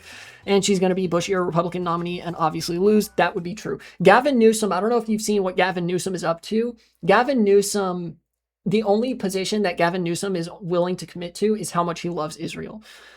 He has right-wingers, far-right personalities on his podcast regularly. Any semblance of him being anti-Trump has long since decayed away. He's just a Republican. It seems likely right now that Gavin Newsom is well poised to take the nomination in 2028, and that's a bad thing, because Gavin Newsom is indistinguishable from a Republican, even more so than somebody like Kamala Harris. And obviously Kamala Harris lost.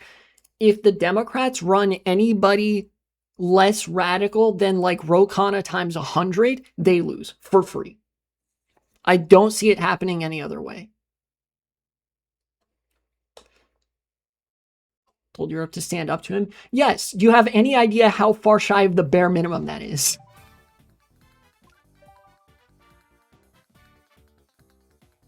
Great, he said Europe should grow a spine one time, and he like had a staffer of his make fun of Trump on Twitter. Meanwhile, in person, he literally disavowed those Twitter posts the moment he was asked about them on a podcast. The man is less than nothing. You can't expect much these days? Yes, I fucking can. Don't you ever don't tell anybody that they can't expect much these days. This is part of how we're in this position in the first place. These circumstances were specifically engineered to make us feel like we don't have a choice in what politicians are in the field right now. This is why I say it's so important to reject politics entirely as it occurs at the federal and state level ballot box. Because your effort is better spent elsewhere.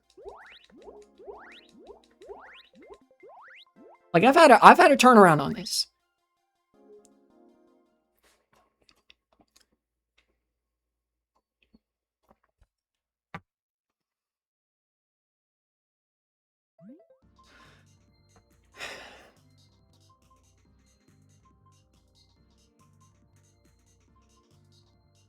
Look, I don't know if you even realize Well, yeah, the assumption that you're making is that the Democrats are any sort of ally or even useful tool to achieve these ends. They're not. Do you realize you're telling a trans person not to expect much and to vote for the guy that wants to fucking kill me? I hope you realize the implication of what you're saying about Gavin Newsom. He's on the far right. When I was talking about the Democrats just want to be more suit and tie about the same racist positions and simply competently administer the fascism, I specifically had Gavin Newsom in mind. You know?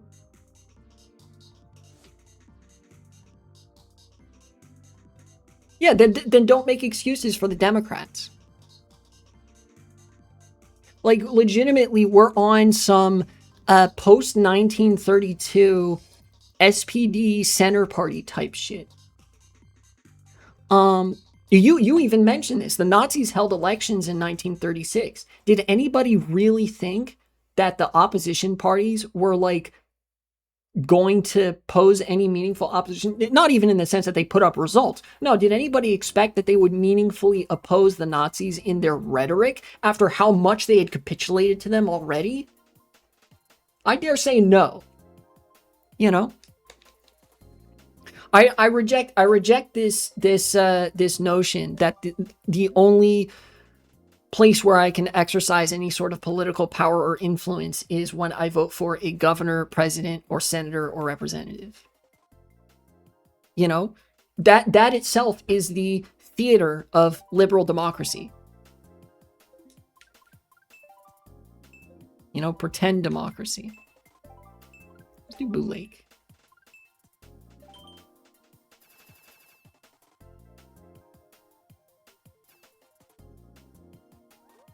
But again, that's what I mean when I say that in a way it's refreshing.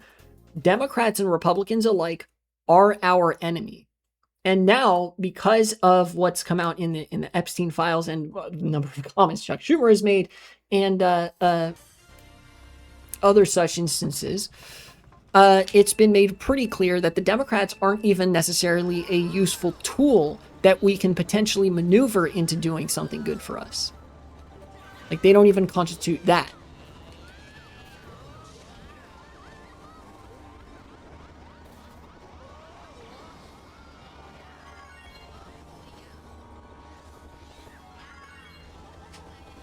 You know?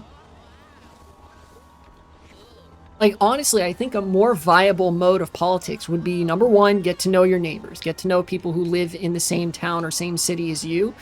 And then, like, number two, like, try to create some kind of a community group chat. Just in the event that something happens, hey, you know, if you ever need an emergency that you can't, like, you know, you can't go to the cops because, you know, the cops are not gonna fucking help. Like, if ICE comes knocking, you know, hit us up at this group chat, we'll do something about it, and that sort of shit. Yeah, basically picture, you know, the Democrats in America are relatively similar in a lot of ways to Labour in the UK. You know, they're not that different. Yeah.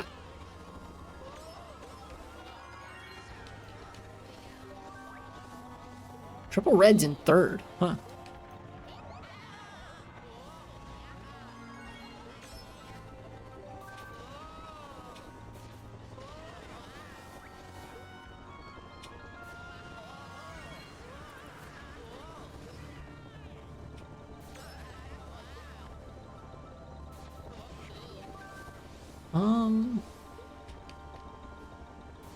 I don't know if I necessarily want to get rid of these. I'll get rid of one of them, right?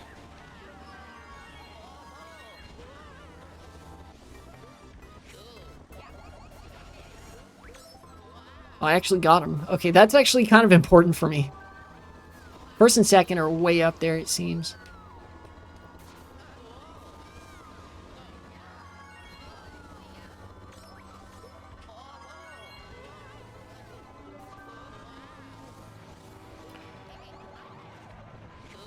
I've just hit a green shell. It's unfortunate.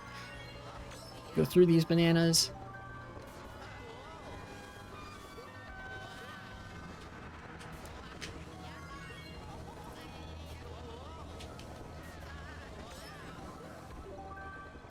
1 mushroom. Somebody's gonna get that. But that's okay, I think. More important that I get this. Yeah.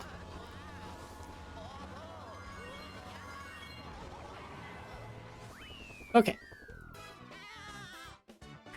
It's like if Form UK wins and oh well, we already had a government that hated asylum seekers, poor people, and trans people. Yeah. Yeah, it's like there's no meaningful difference between the political parties at this point. Right? Like it really does feel like the liberal democracy that applies at a regional and like federal level is just at a point of absolute decay. You know, and we gotta act accordingly.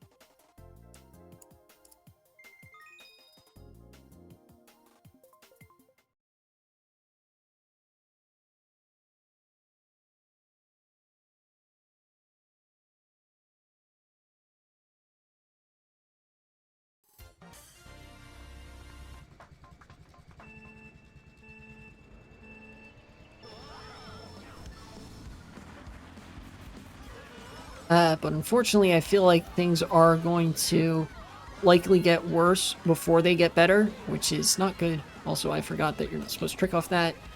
Got him.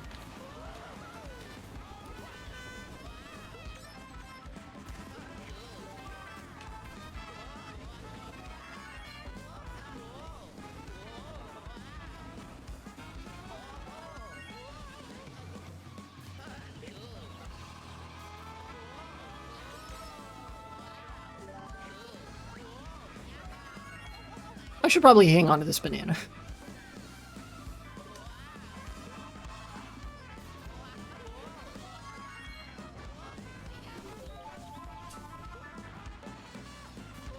Watching kind of keenly to see if he uses this banana at all.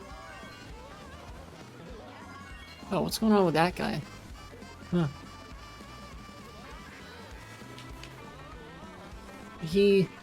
Oh, he actually did do the shortcut, huh?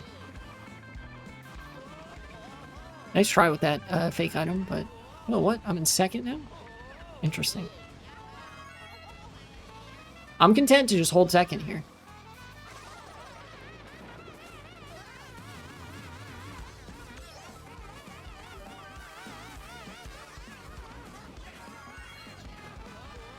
Oh, insanely good time to grow big again.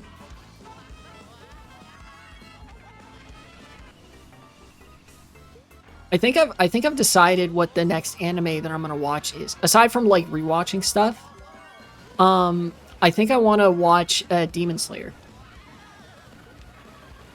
Cause there's like 6 seasons or something. And it's like, I don't know if it's done airing, but it seems like it's done airing.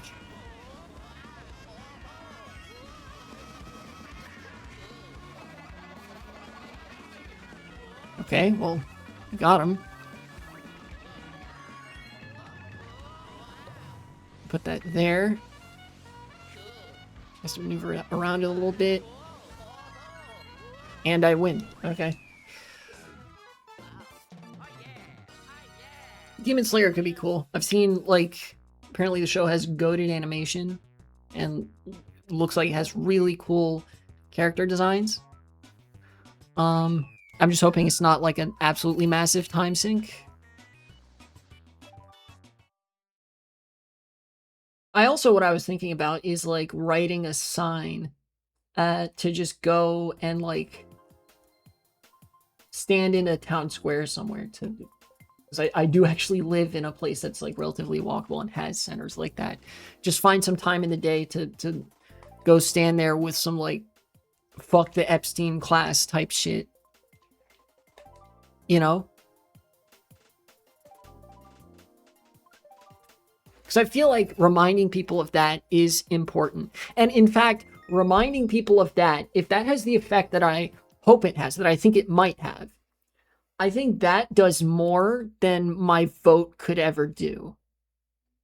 Right? At least beyond the like local level. It's just, I need to do something, and like phone banking just doesn't seem like it really cuts it anymore.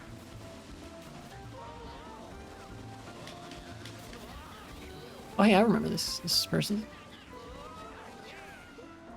Sorry, I'm bouncing all over the place. Yeah, I deserve that.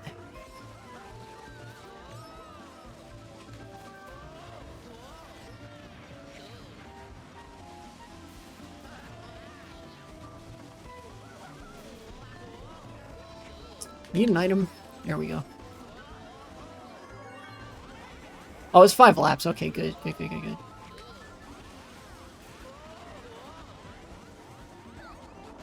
Ooh. What's up, Daisy? What's going on? Okay. Lap 4. Cool. Another POW, you say?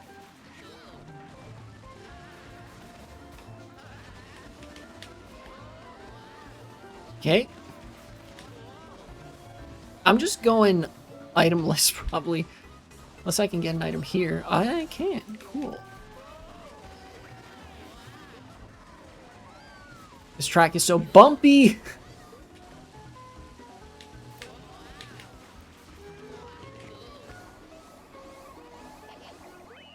Okay, I get third, I guess. Odd experience on that track. Not too bad, though. Definitely those guys know how to race it much better than I do.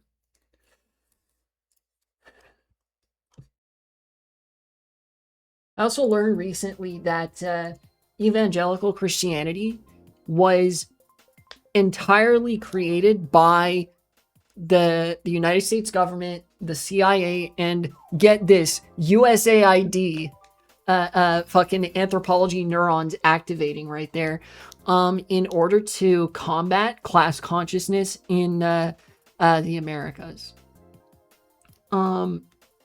Like the United States government funded missionaries and religious literacy projects that sent evangelical priests to underdeveloped parts of South America and Latin America to combat the rise in class consciousness and liberation theology in urban centers in South America.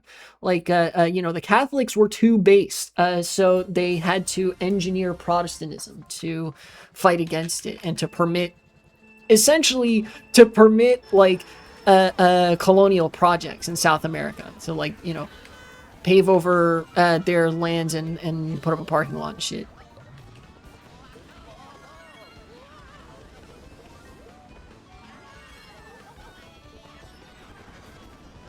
Yeah, another day, another atrocity committed by the U.S. Empire. In South America, particularly. Some Monroe Doctrine type shit. You know?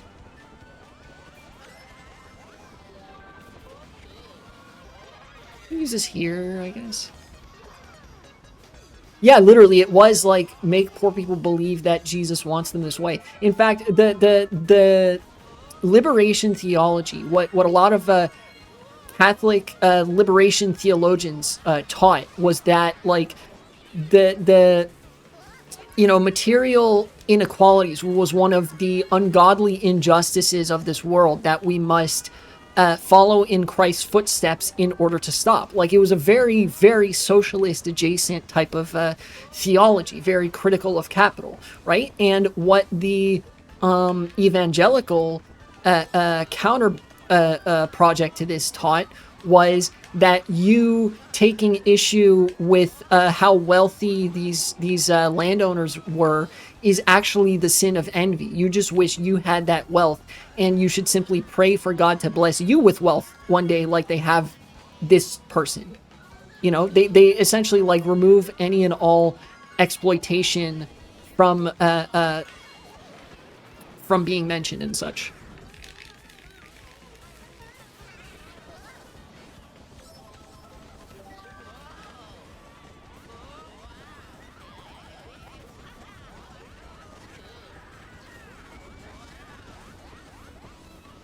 try to keep pace.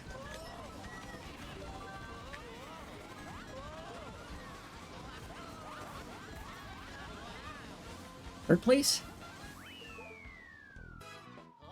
A lot of it also, because of them being like literacy projects, a lot of them, it's like, oh yeah, we're building a school here so that all of these rural, like dispersed indigenous populations have to coalesce closer to the school. That way, that gives us more reign to support the state in destroying those indigenous settlements and building a highway and shit.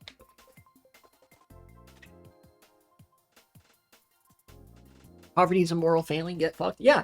And what that's indicative of is that they actually like saw that class consciousness was building first, and then they were like, okay, people are becoming class conscious on religious terms here. So we have to engineer basically we have to do Marxism, use religion as the opiate of the masses that it is, in the opposite direction. You know? Like, it's...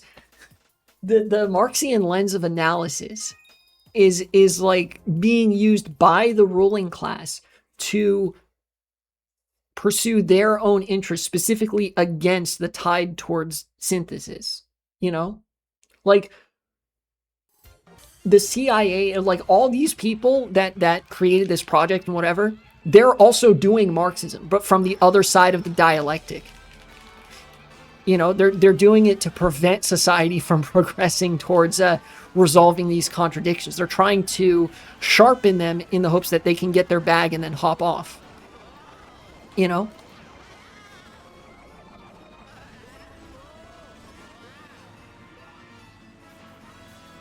Oh, dang, that almost worked.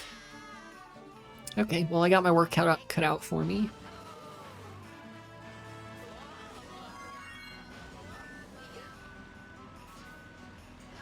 Okay, one of these, thank you.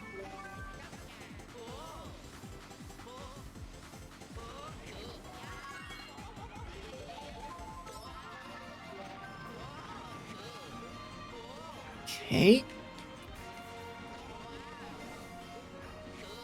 Let's use this to chain here.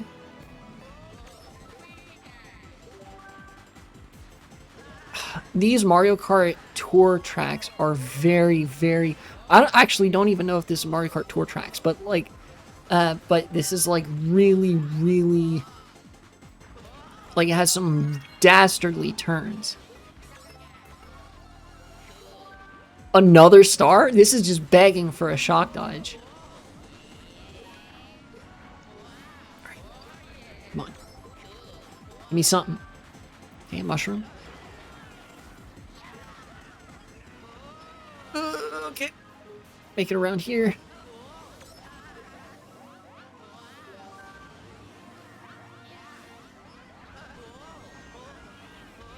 Fourth? Alright.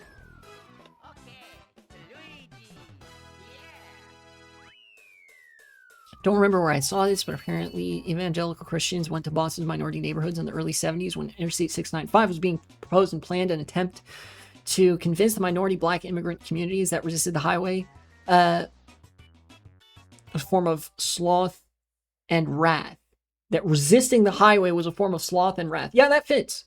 That fits. All of evangelical Christianity is a psyop to keep you submissive to the state.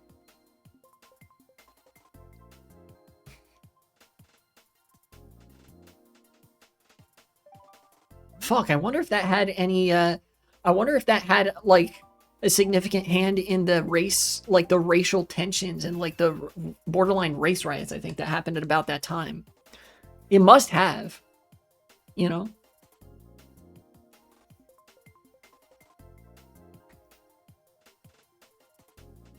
Something like Great Satan, something. Luckily, it didn't work because I-695 doesn't exist now. Good. Fuck interstate highways. You know, that's kind of when a country like the United States behaves as though it's an ideological cancer. That's kind of a double-edged sword because it spreads like wildfire and it is incredibly hard to kill. The good thing about that is that being a cancerous force that spreads like a tumor and exhibits colonial behavior like a tumor, it actually does the killing part for you. Like, cancer, the reason cancer is so dangerous is that, yes, it kills the host, and in so doing kills itself, because it's fundamentally dysfunctional clumps of cells that aren't behaving the way that they should, you know? I know it's like small peanuts as far as silver linings go, most likely, but, you know, fascism of this type, well, you know, any fascism really, being an ideological cancer is fundamentally unsustainable. It requires things to colonize. And the world is not infinite. It runs, like, there's not infinite things to colonize. You know?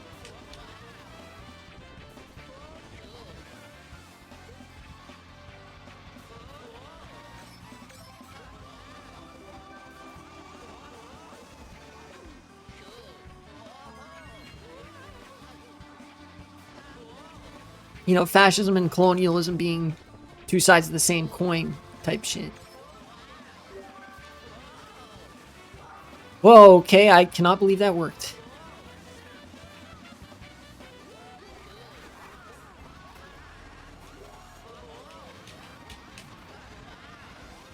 Somebody got a POW.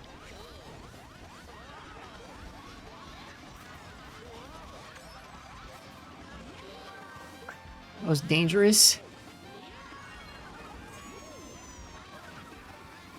Trying to get a good opportunity to throw this forward. Like maybe here.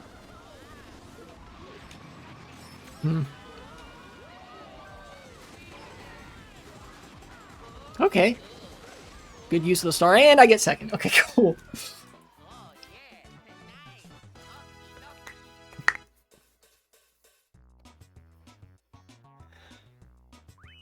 You know what I think I've realized? There's a subtle... Luigi on the Mach Bike handles subtly worse than other characters on the Mach Bike. Right? At least I feel like there's not that handling stat. You know what it might be? I know Luigi is slightly faster than other characters on the Mach Bike. I think because he has some additional speed, but not any additional handling or drift or any of those stats, I think it feels slightly, ever so slightly worse to drive Luigi on the Mach Bike than other characters on the Mach Bike. You know, like Daisy's the fastest of the Mach Bike characters, but she also has drift as one of her big, like, stat boosts. So she handles a lot better too. Think you know what you mean? Yeah. Yeah, like how on Flame Runner, you can feel like with King Boo having the best handling or drifts. I forget which one affects this. Like you can feel, if you're King Boo on the Flame Runner, you can feel how much tighter he drifts than other Flame Runner characters. I feel like with Luigi it's the opposite, where you can feel how much less Luigi drifts than other Mach Bike characters.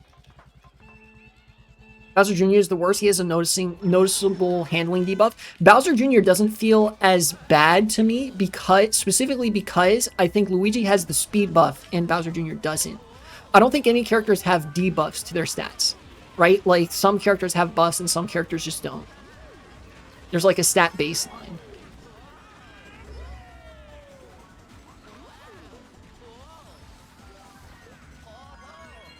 Yeah, no, Bowser Jr. doesn't have, like, no characters have stat debuffs.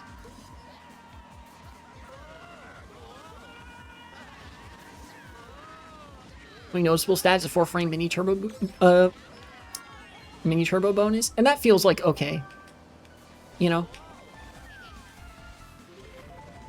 Ah, dang, I missed. Couple green shells.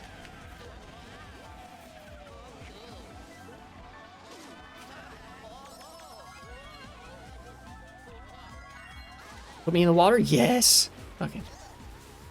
Sure, Bowser Jr. feels this shittiest for some reason. I've had experience playing every character. The character I played the least is Diddy Kong, just because I don't really like Diddy Kong in this game. But you know, outside of some case with that I wouldn't be familiar with, I think Luigi actually feels the shittiest to drive with. You know, Birdo is noticeably the slowest. Birdo and Yoshi are noticeably very slow, like significantly slower than other Machbike characters. But I think like they feel okay to use.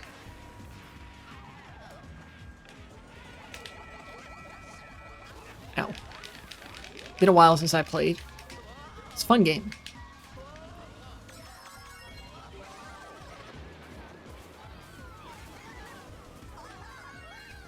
Perfect. Yes, put me down here just in time to make me big. Take these in this. Very nice.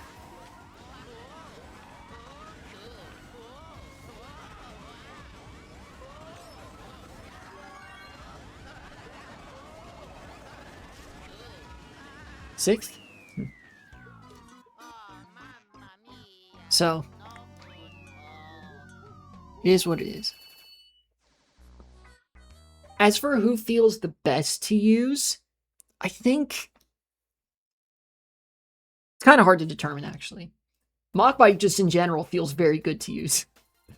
The two characters I probably enjoy using the least for, like, mechanical reasons are Luigi and Daisy, funnily enough. Daisy drifts, like, actually a little bit too tight for what I'm used to on the Machbike.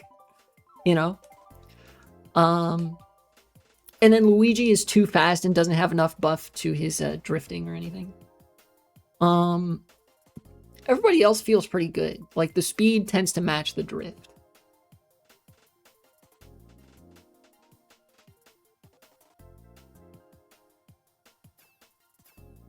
Can't ever control Daisy Machbike. It's crazy that that, like, subtle difference can make that big of a difference when you know, feeling it in-game. Daisy Hills. One of these days I'll get Boo Lake. One of my favorite tracks. If I play Machbike, I usually play Luigi. I used to play Luigi a lot more than I do now. I just tend to switch it up character based on, like, each stream I do a different character, usually.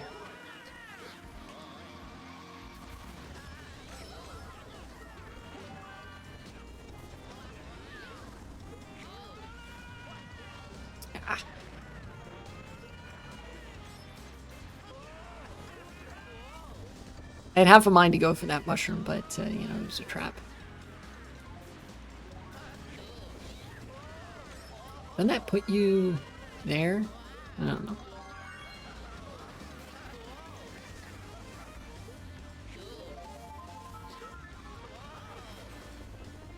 Kind of a risky shortcut to take for how close I was to the wall there.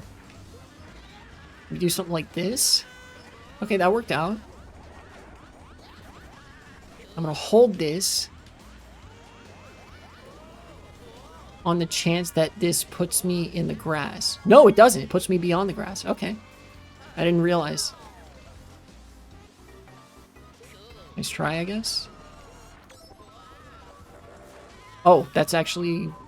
Never mind. I was gonna say that's actually really good, but somebody took it, so... Yeah, I realized I wasn't gonna be able to get that. Ooh, I know exactly what I want to do here. Okay.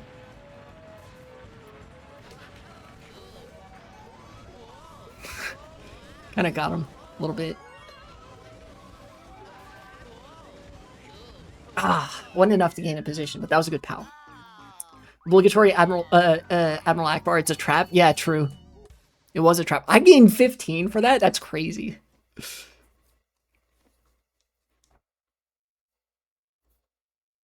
I like Bowser Jr. in this game because he has a Hammer Bro mod, and I like playing as Hammer Bro. And they feel like pretty similar to Mario. I'll have to revisit what the character stats are to get an understanding of like whether or not my feeling about which character handles how well or poorly, like whether that's accurate. Give me Boo Lake.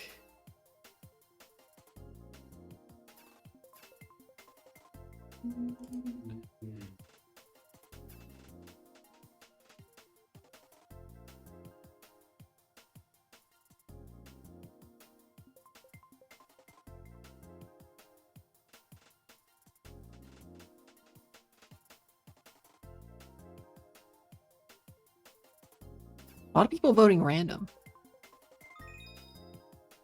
Yay, Boo Lake.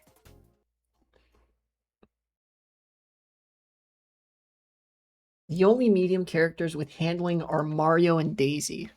That explains partly how Daisy feels. Yes! One of the best tracks.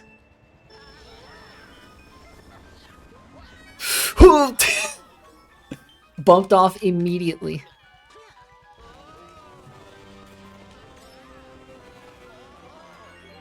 Mario always felt a bit off to me, really.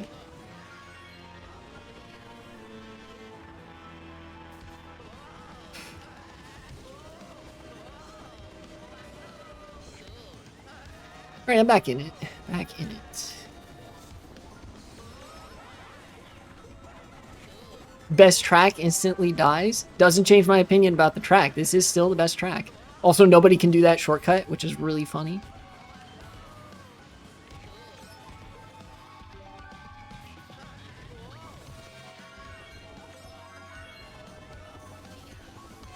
Blue shell. Awesome.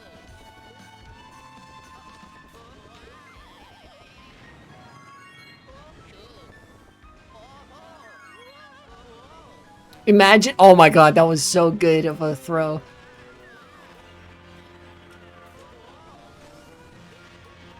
I'm gonna use this here just to gain a little bit of ground.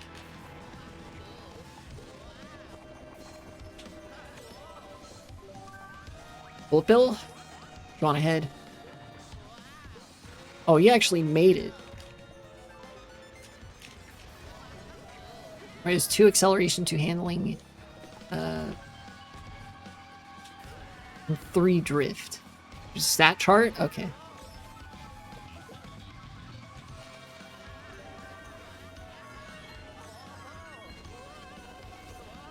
I need to use these just to chain into another box here.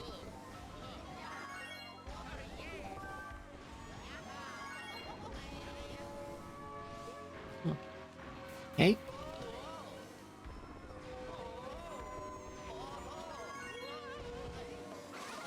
Okay. Give me that. Dude, that's crazy. Back in the day, there wasn't like any objective resource to get this information from. So they had to like do the best that they could measuring the TV pixels. That's nutty.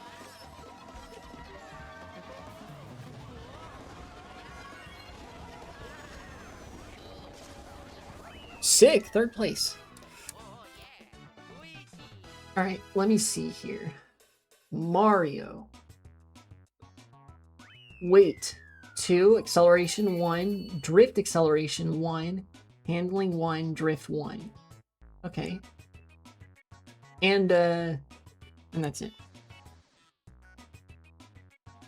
Waluigi's drift stat bar is higher than it should be? That's crazy. Here, Luigi. Speed and turning speed both 1, 2 weight, and 0 in all the other stats except traction. So I was right. Luigi is slightly faster and doesn't have anything that enables him to turn better. What about Peach? 1 speed, 2 acceleration, 2 drift acceleration. And that's it.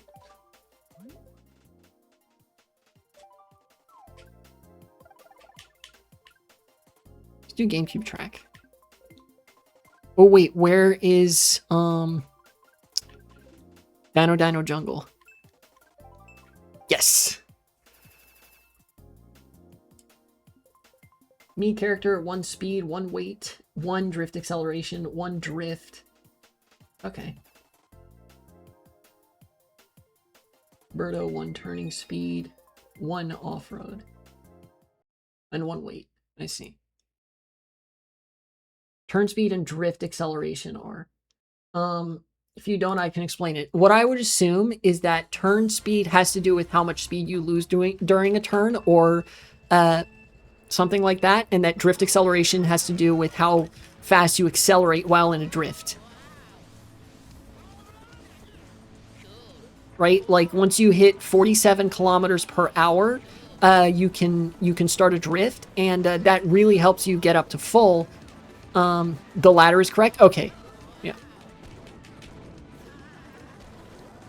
So then what is turn speed? Does that have to do with like the actual pitch of your turn or something?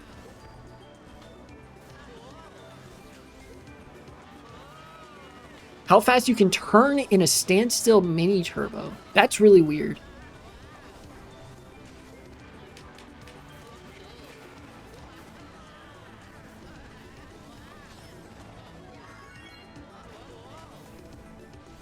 Just keep going straight. Okay. You can take that. I don't really want it.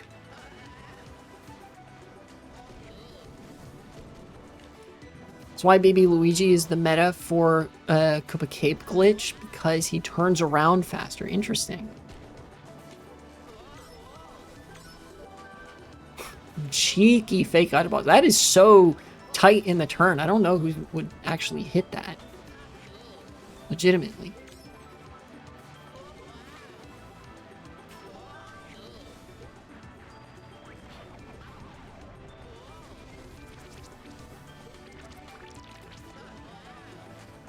Yeah, I can imagine how that stat would be more relevant in battle mode.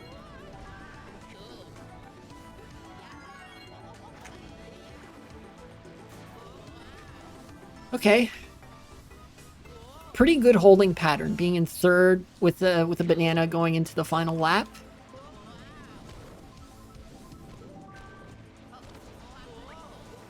Just trap these corners probably. Give me that.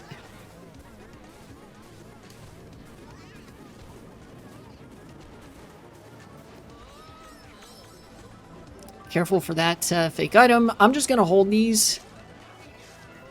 And okay, yeah, instantly validated in that decision.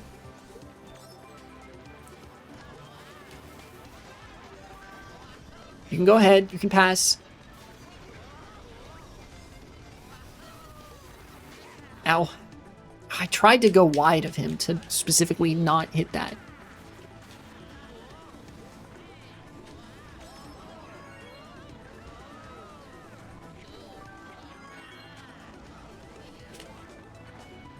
Nice.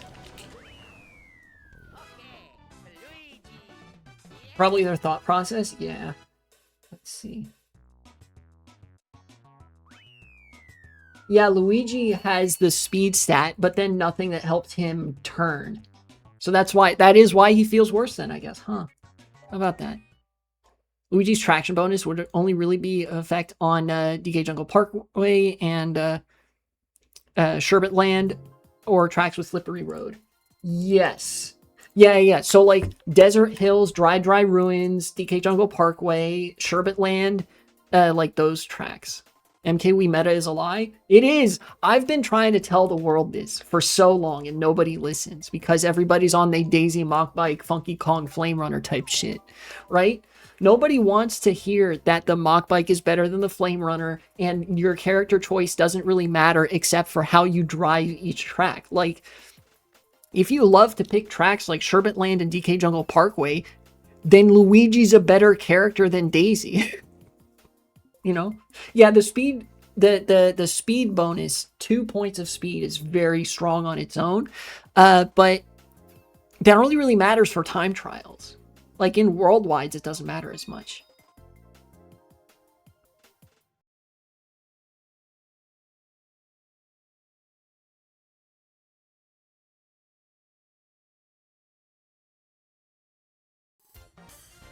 Really objective basis looking. Yeah, Rosalina and Boo have more stat bonuses than Funky Kong does. But Funky Kong has, like, the speed bonus.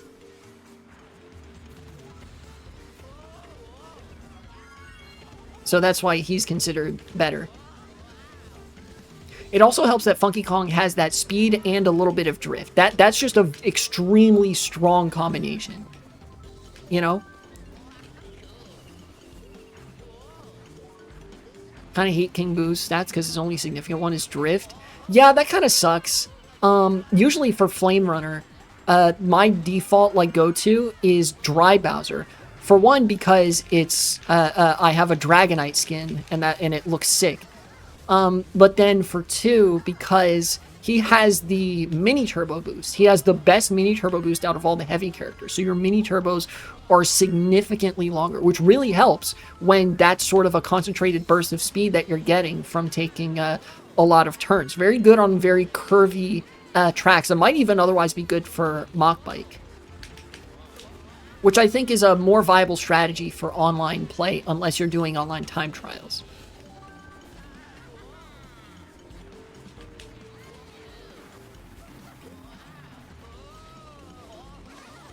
Oh, no stat boost, drift boost. Then is it mini turbo? What am I thinking of?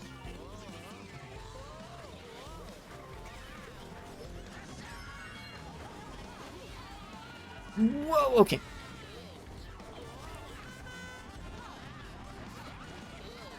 Jesus. Really bumped by a million things. I'll have to look back at the chart in a second.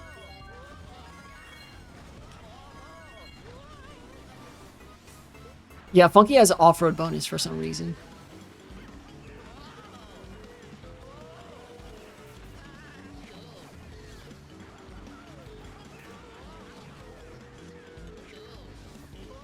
The item? Yes. Okay. Perfect. Gonna target shock somebody? I can feel it in my bones. Or not. What the fuck? I was holding the fuck out of the R button and it didn't start a drift for no reason at all. Alright, well, that shortcut alone gained me like 3 spots, so. 2 speed, 1 off-road, 2 traction. Interesting. Where's Funky Kong? Here he is. 1 off-road, 2 traction. Interesting.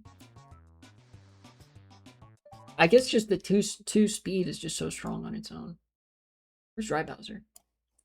Yeah, 2 mini turbo. Yeah, wow, Funky Kong doesn't have any mini turbo bonus. Off-road and traction. I guess Funky Kong is good for those slidey tracks too, in that sense.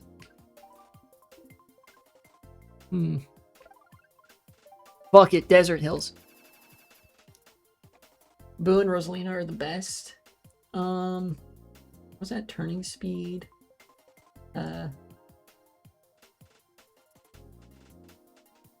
Handling and mini turbo. Yeah, Rosalina has a mini turbo boost.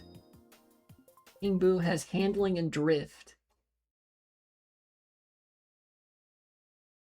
Yeah, in terms of numbers, they have the most points. It's just what they're allocated in. You know, it can be more or less useful given the situation.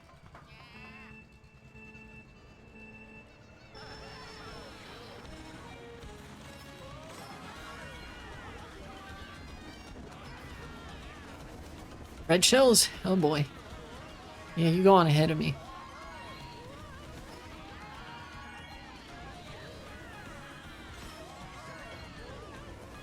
That is... Oh, what? You can go down there? That's crazy.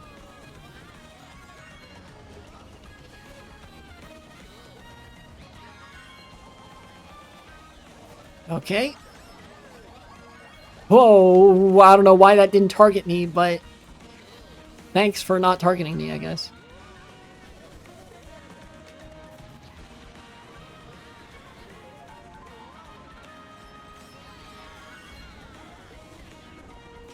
Dude, this guy's in the Wild Wing. That's crazy. He's got cojones.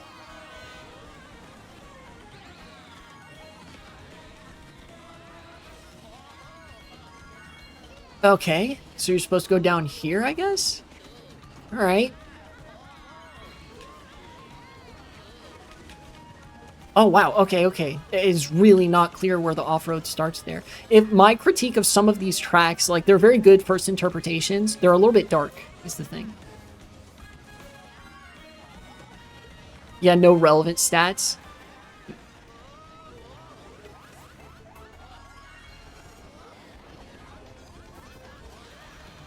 Just trying to stay ahead of that guy.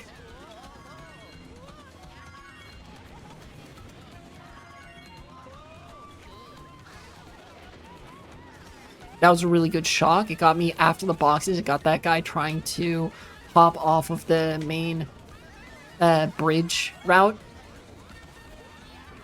No! You shouldn't wheelie on that thing, I learned. Just realized. What the fuck? You can't fucking tell where the off-road begins and ends on that section. That's really annoying. Okay. Mario, Luigi, Peach are the three best midway stat-wise. Luigi feels the worst. He feels way more unruly than the rest of them. Like, way more unwieldy. I would say because of the combination of stats that Luigi has, he's probably the worst outside of the slidey tracks.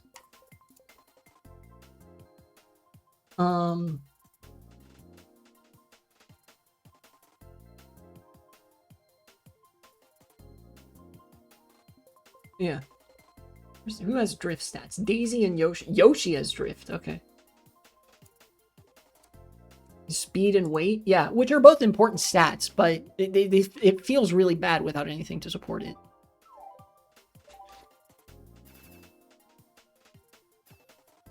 I guess that's why you picked Desert Hills as Luigi, huh?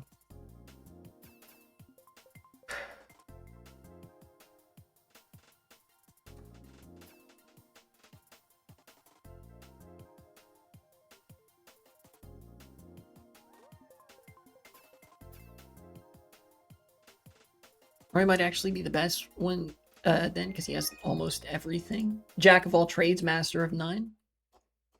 Oh, yeah. Everything except speed, turning speed, off-road traction. Well, he doesn't have off-road traction or mini turbo, but those... I think the only important stats that he's lacking are speed and mini turbo.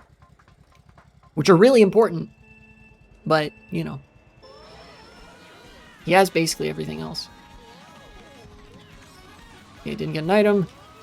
Unfortunate. Ow. Ow! Jesus.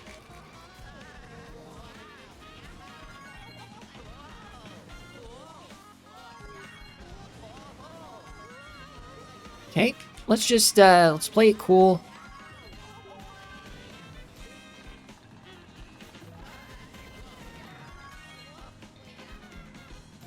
Huh?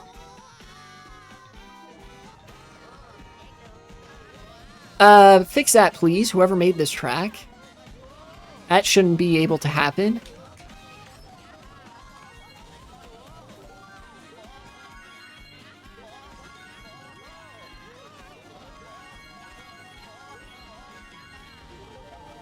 Okay. I think I know where I want to use this bullet bill. Unless the person behind me gets the shock.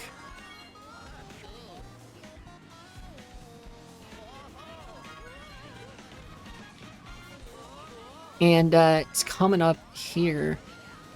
I'll just use it here to get me across this section.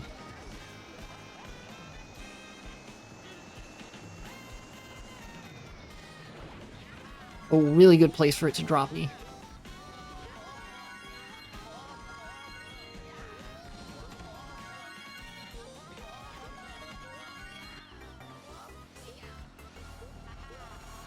Nice. Damn, they're way up there, huh? Good place to get shocked in that I lived.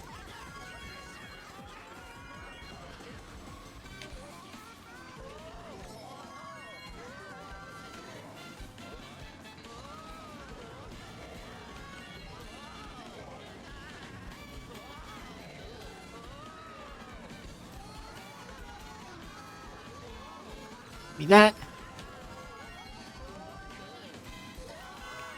Whoa! Okay.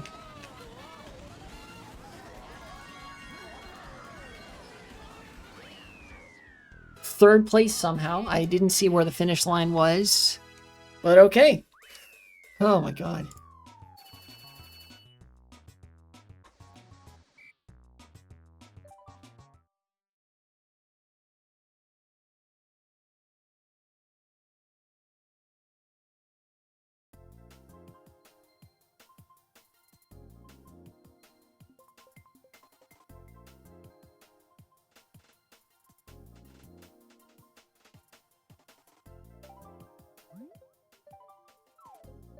This might be my last race. Hopefully it's a good one. God, I expected to have more to talk about in politics, but I covered everything I wanted to, like, more quickly than I expected. Politics is just so fucked right now. You know? It's hard for me to offer nuanced commentary. How do I offer any lens of analysis that isn't just the informed simplicity of the world is ruled by demons who operate in a cabal, you know, where they all pursue their class interest in doing the most depraved fucking inhuman things anybody's ever heard of. And like all of the liberal democracies and government like institutions that are to any degree public facing are ultimately a sham by portraying it via SpongeBob. I'm not TikTok brained enough for that. Yeah, it was like the QAnon shit about, oh yeah, there's a cabal of like satanic pedophiles that control everything ended up being correct. They just the parts that they got wrong was that it's their guy and also big business doing it. You know?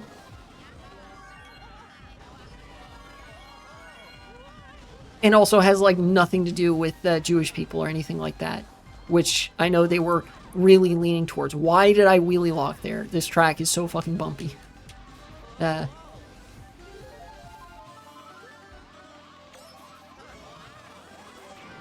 What the fuck? Okay, that has to be on purpose. You can't do that with a bullet bill unless you like specifically wiggle the stick to hit the person. That's crazy. Okay. Oh, thank you, whoever used that shock. That was a great shock for me. Sorry, I'm a little bit out for blood. I exercised self-restraint at the last possible moment.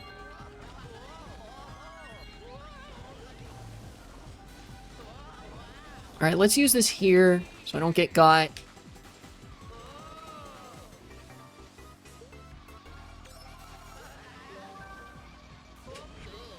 Bullet bill come in.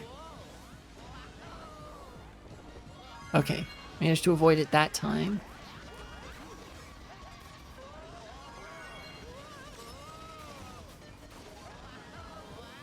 Tried to get a box there. I ended up doing something way more insane that I couldn't have done on purpose, but it worked out.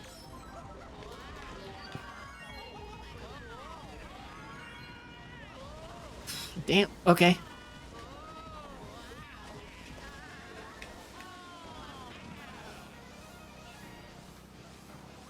Okay, 4th place. Dude, the races this session were uncharacteristically chaotic, I think. Alright, let's quit the game. I will not be playing Luigi next time. Christ.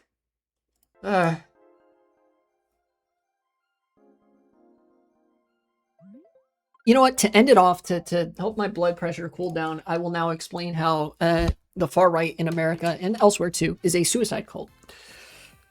And the context in which I'm arguing this is, well, a number of things, but among them, the AI-generated video of the penguin that was making the rounds a few days ago. I'm going to be late to a lot of this stuff because I stream Monday, Tuesday, Wednesday, and stuff happens outside of that.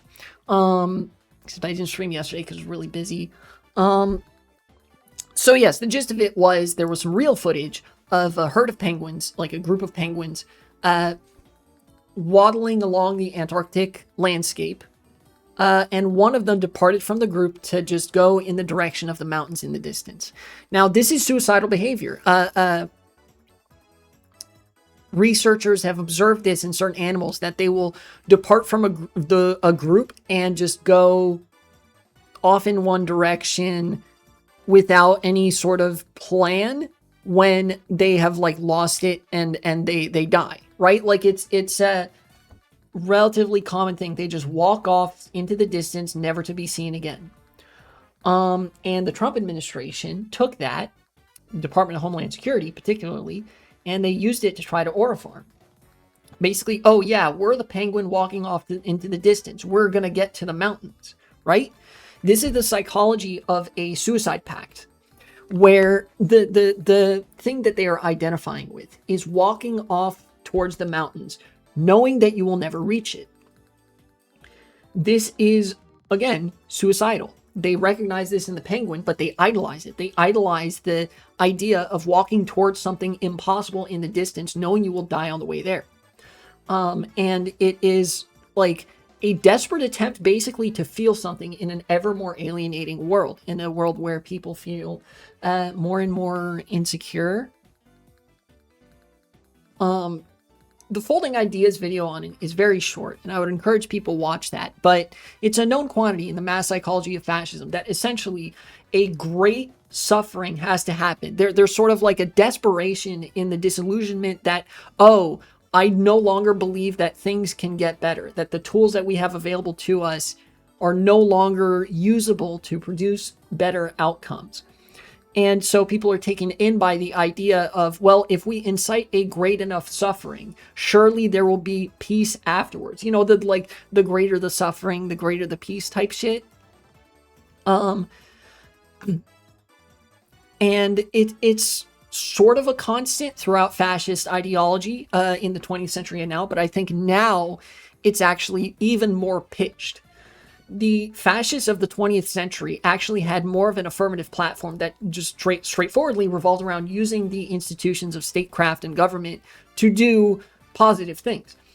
That is to say, a lot of them envisioned their project as a very authoritarian, paternalistic social democracy, which meant creating, funding, and maintaining some degree of social services, at least for the racial in-group, for the Volk, and that sort of thing.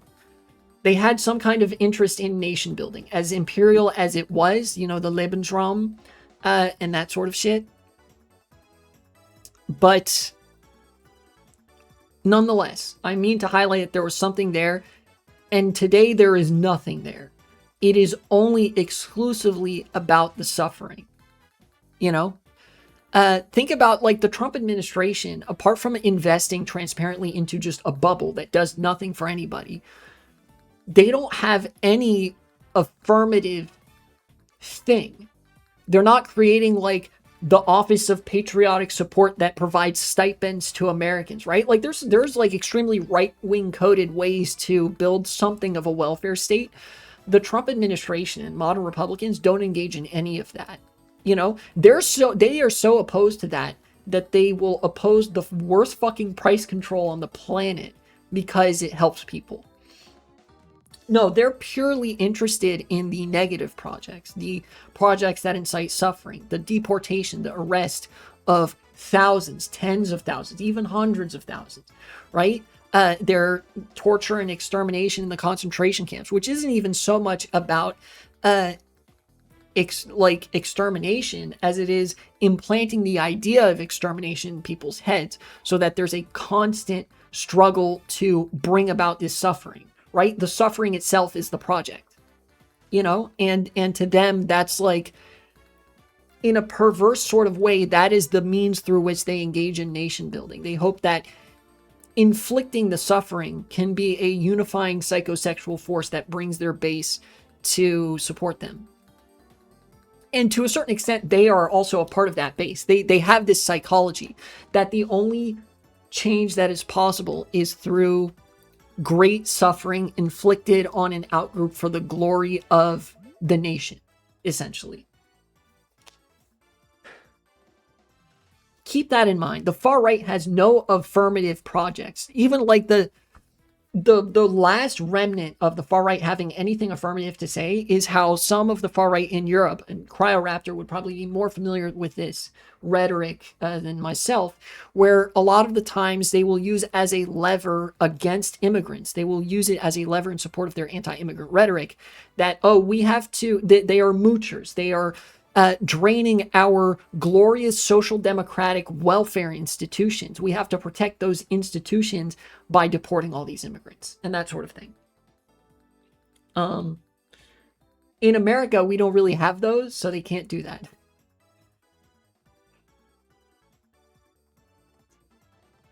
All European far right 101? Yeah. Yep. It's honestly, it is very blackpilling in some ways, that we have to share a world with these people.